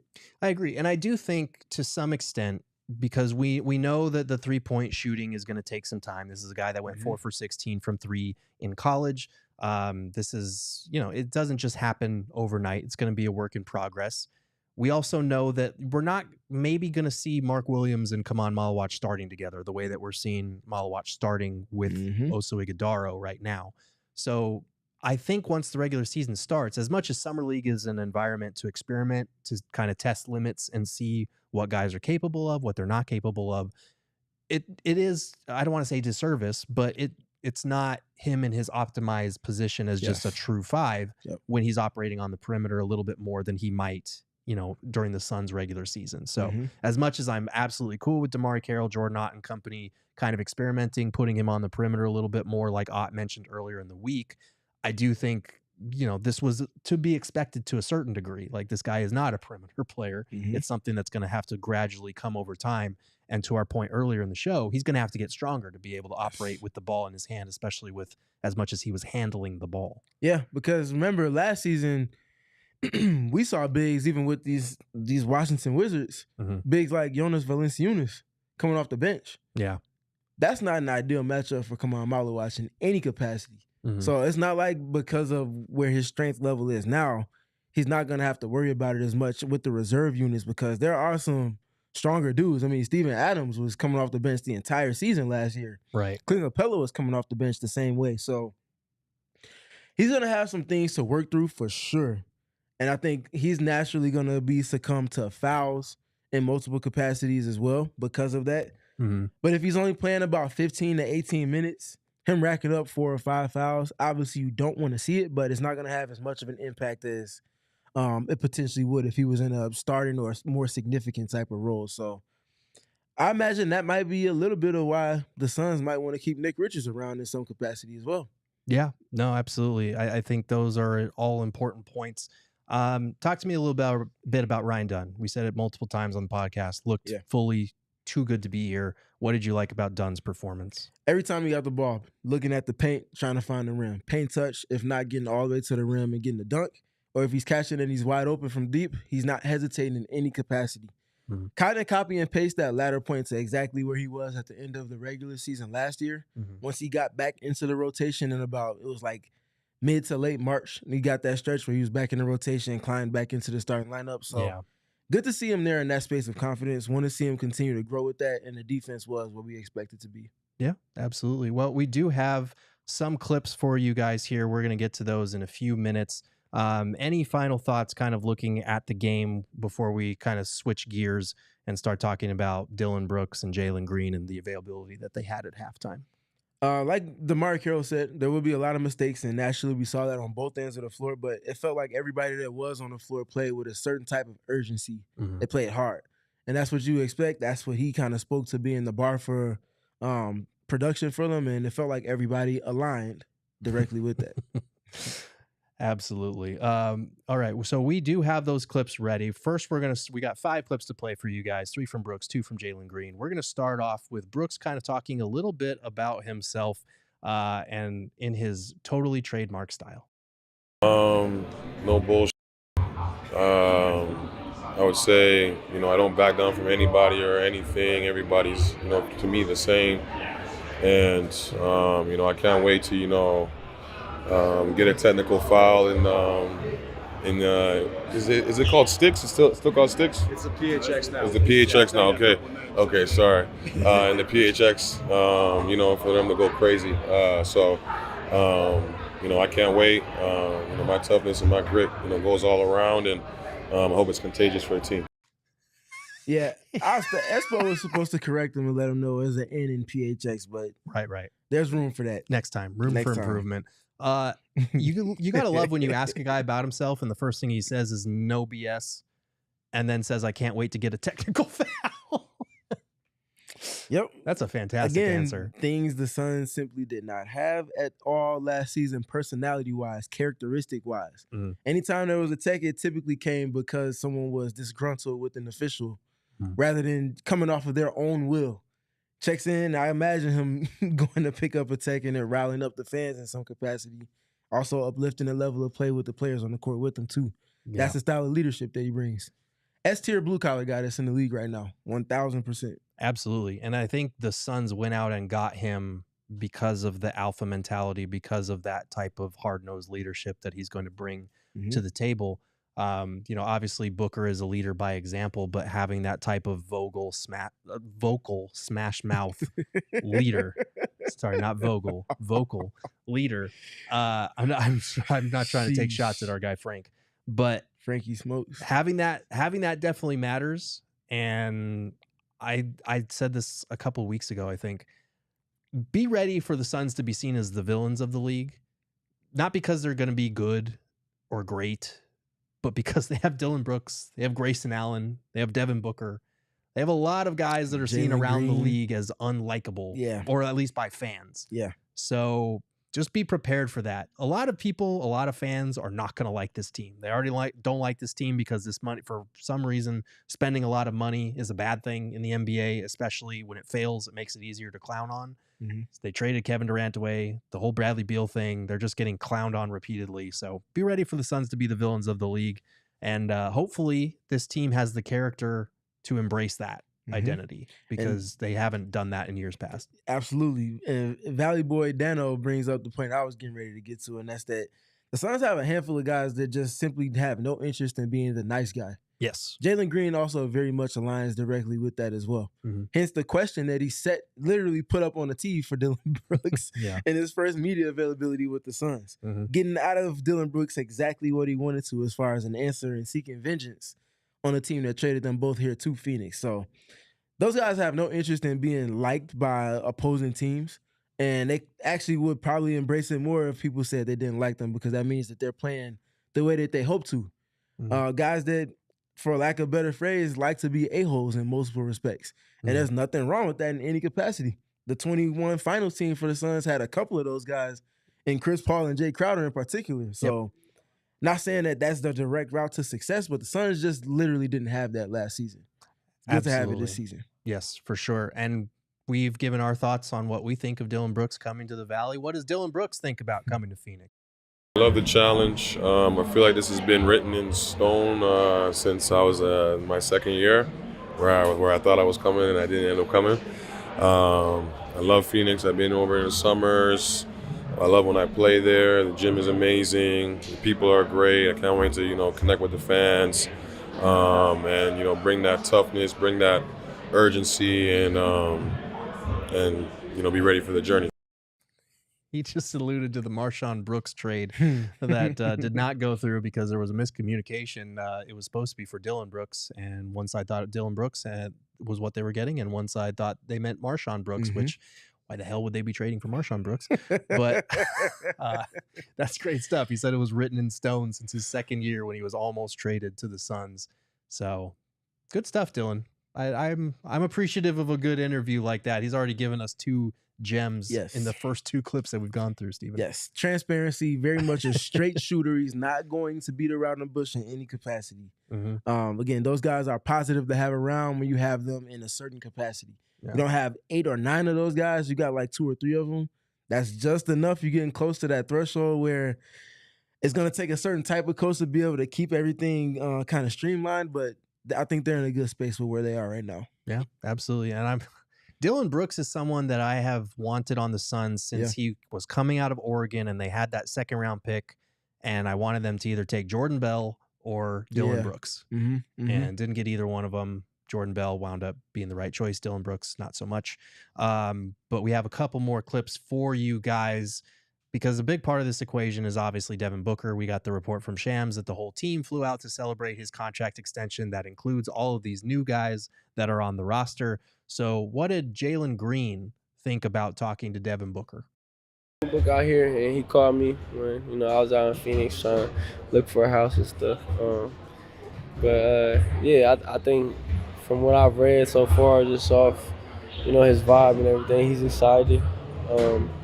He's ready to do what we gotta do this year. He understands like the situation we're in right now. People don't expect us to do anything. People don't expect us to come out the West at all. So I think the situation we're in, just like last year, Houston they didn't expect Houston to do none of that last year. So what's the difference? So he linked up with him pretty quick. Devin Booker gave him a call. Love to see that. That is a form of leadership, as much as it's not going to get a ton of glory or credit for it. And I'm not going to buy into the comparison of nobody expected what Houston was going to do last year to what we have here in Phoenix. I think a lot of things would have to break the right way for that type of unpredictable outcome, but it's good that he's approaching it with that mentality, and he understands this is another young team, another team that's going to be hard-nosed defensively, and hopefully if the stars do align under Jordan Ott, maybe this team will be a lot scrappier than they're being given credit for right now. Yeah, I think that's going to be part of their foundation that they're looking to build, both identity-wise and culture-wise. And because of that, a lot of the ebbs and flows that we saw lead to inconsistencies in gameplay last season, even if they do have less top-end talent than they did last season, it won't hurt them in ways that last season they lost multiple games just because they lost the plot on offense in terms of the identity that they spoke to wanting to play and naturally lend themselves to being easily more guardable. I don't see those kind of pitfalls that they saw last season surfacing with Jordan Ott and company kind of in position to go forward. Yeah, absolutely. So we heard from Jalen Green about linking up with Devin Booker. What about Dillon Brooks, especially considering their history? I tweeted this photo out from way back at Team USA scrimmage when it was Team USA versus Canada, and they had a whole row of USA players doing their media availability. So there was them behind a rope, and then there was all of us sticking mics and cameras in their faces. And Dillon Brooks was coming through the tunnel. He could have gone around the whole circus that was going on. He walked right through the red tape in between where the cameras were and where all the players were, cut off Devin Booker, and you just see Devin Booker go like that as soon as he walks by. It was one of the funniest things I think I've ever seen. One of the best Dillon Brooks moments that I've ever seen. But they obviously have history going back and forth. Again, Suns Grizzlies, Suns Rockets. So here's what Brooks had to say about their history. I get to learn from him. He gets to learn from me. Create more energy, for the guys, and show them how I work. And I'm excited. I feel like we got a great crew. Some young guys over there playing well, and I'm ready to get to work. So not a whole lot on their history, but it's good he's approaching it that way. It would have been bad if he had said something bad about Devin Booker. That would have been a bad start to his son's tenure or winning over the fans. But I would have loved if he sarcastically said, "Oh, I hate that guy with a passion." Right. And then just had like this wry smile afterwards, just kind of leaning into the bit a little bit more. But I mean, Dillon Brooks has the rap that he does, but like you said, misunderstood, he still is a professional. And he has professional qualities that, past just his ability to shoot the ball from deep and play good defense, have helped him keep a job and also be ascending in terms of each contract that he's received over the course of his career as well. So he's a dude that has had to get his out the mud, and without wearing it the way that he does, he wouldn't be where he is now. So I imagine he brings that and then some after being kind of traded in a fashion that he wasn't necessarily expecting. Yeah, I would love to pick his brain a little bit more on him and Booker's history than he was willing to dive into there. But the bigger question is not so much how Dillon Brooks and Devin Booker are going to fit, but more so how Jalen Green and Devin Booker are going to fit. Green gave his thoughts on that very question. I mean, we are two people who are going to accept the double team and be able to play off each other. So when you look at something like that, it's like we're two people who know how to score the basketball. We're two people who know how to attract the defense, and everyone's going to shape around us. So, I mean, when we're doing something like that, you got to pick who you want to score tonight. And me and him both is going to be a deadly scoring duo, no matter what the situation is. So it's going to be fun. It's going to be exciting. People are going to say what they're going to say, but this is a great opportunity for myself and, D Book is a winning player in general. So it'll work out. Thoughts, Steven? Because I'm one of the more skeptical. I'm probably one of the people in the camp when he's talking about people are going to say what they want to say. But you're more optimistic about what this tandem can look like together. Yeah. So what'd you take from what he had to say? I think for every bit that the Suns had a top 10 scoring duo last season between Booker and Durant, I think it's going to look different for sure. And it's going to look significantly different because it's two guards instead of a guard and a forward. But I think they'll have a top 10 scoring duo again next season. I think that the ecosystem that I is looking to establish will put Jalen Green in a position to be more efficient and effective than he was in his career season last year with Houston, and naturally Devin Booker having a more of a roster that's built around him as well should kind of benefit the same. I think that if Jalen kind of grows into the way that he's speaking to accepting double teams and making efficient decisions from it, he's in a perfect position to average 25 points a game. Who's going to be taking more shots than him outside of Devin Booker? Yeah. And especially in the lineups that I imagine they're staggered off of each other with, when he's the man running the show, if they're playing defense to a certain level and it's a lot of transition, he might get 12 points in transition a game. Yeah. No, that's a fair point. And to your question about who's going to be taking more shots than him, nobody unless Moses Wood gets bumped up from the Valley Suns. Also relevant. But no, look, the Suns are much higher on this pairing than I am. And I'm curious to see how it works out, especially defensively, because that was one thing Brian Gregory talked about was their anticipation off the ball, their ability to read passing lanes. That's something that they're going to tap into.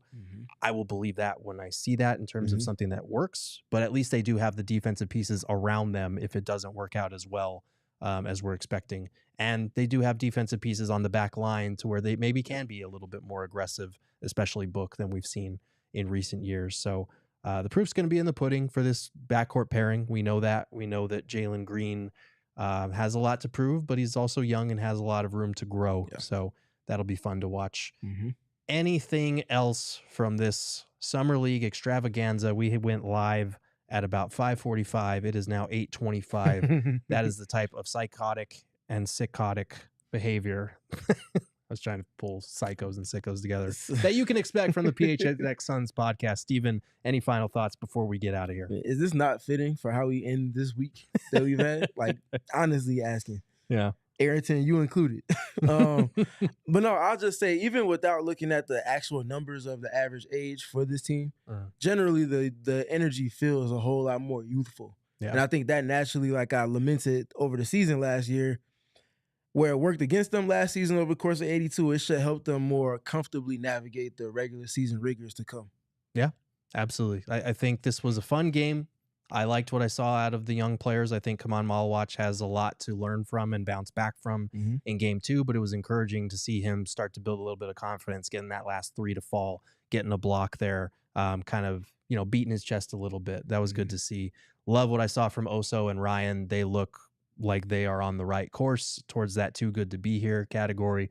Koby Brea, obviously the big surprise for some people, but not if you watch Steven's film session earlier today. Again, highly encourage you after the stream ends, go check that out. Really great stuff from Steven. Nobody does it better than him. We've also got some breakdowns coming on Rasheer Fleming in the written form, as well as Koby Brea. I'm going to talk to some of their college coaches. We'll have that up later this week. We've also got the full interviews with Dylan Brooks, with Jalen Green that we got out in Vegas. Espo and Shane are doing the Lord's work out there, so we're going to put that on YouTube here in a little bit. So you still got plenty of time to spend with us here at PHNX on our YouTube channel if you got nothing else to do on the Friday night, or if you're just a psycho or a sicko who loves the Phoenix Suns and wants to consume as much of this content.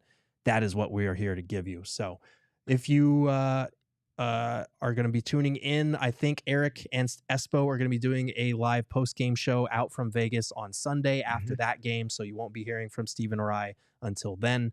But you can follow the show at PHNX_Suns. You can follow Steven at StevenPG3. You can follow me at Gerald Bourguet. And special shout out to Ayrton, the freckled mamba, because he has been absolutely killing it with all the graphics and all the videos that we're posting. It is not easy to do this on the fly while we are talking about it and switch gears at a moment's notice when a terrible host just tees him up poorly. So Ayrton is very much a blue collar guy. He needs to get an idea of who he is.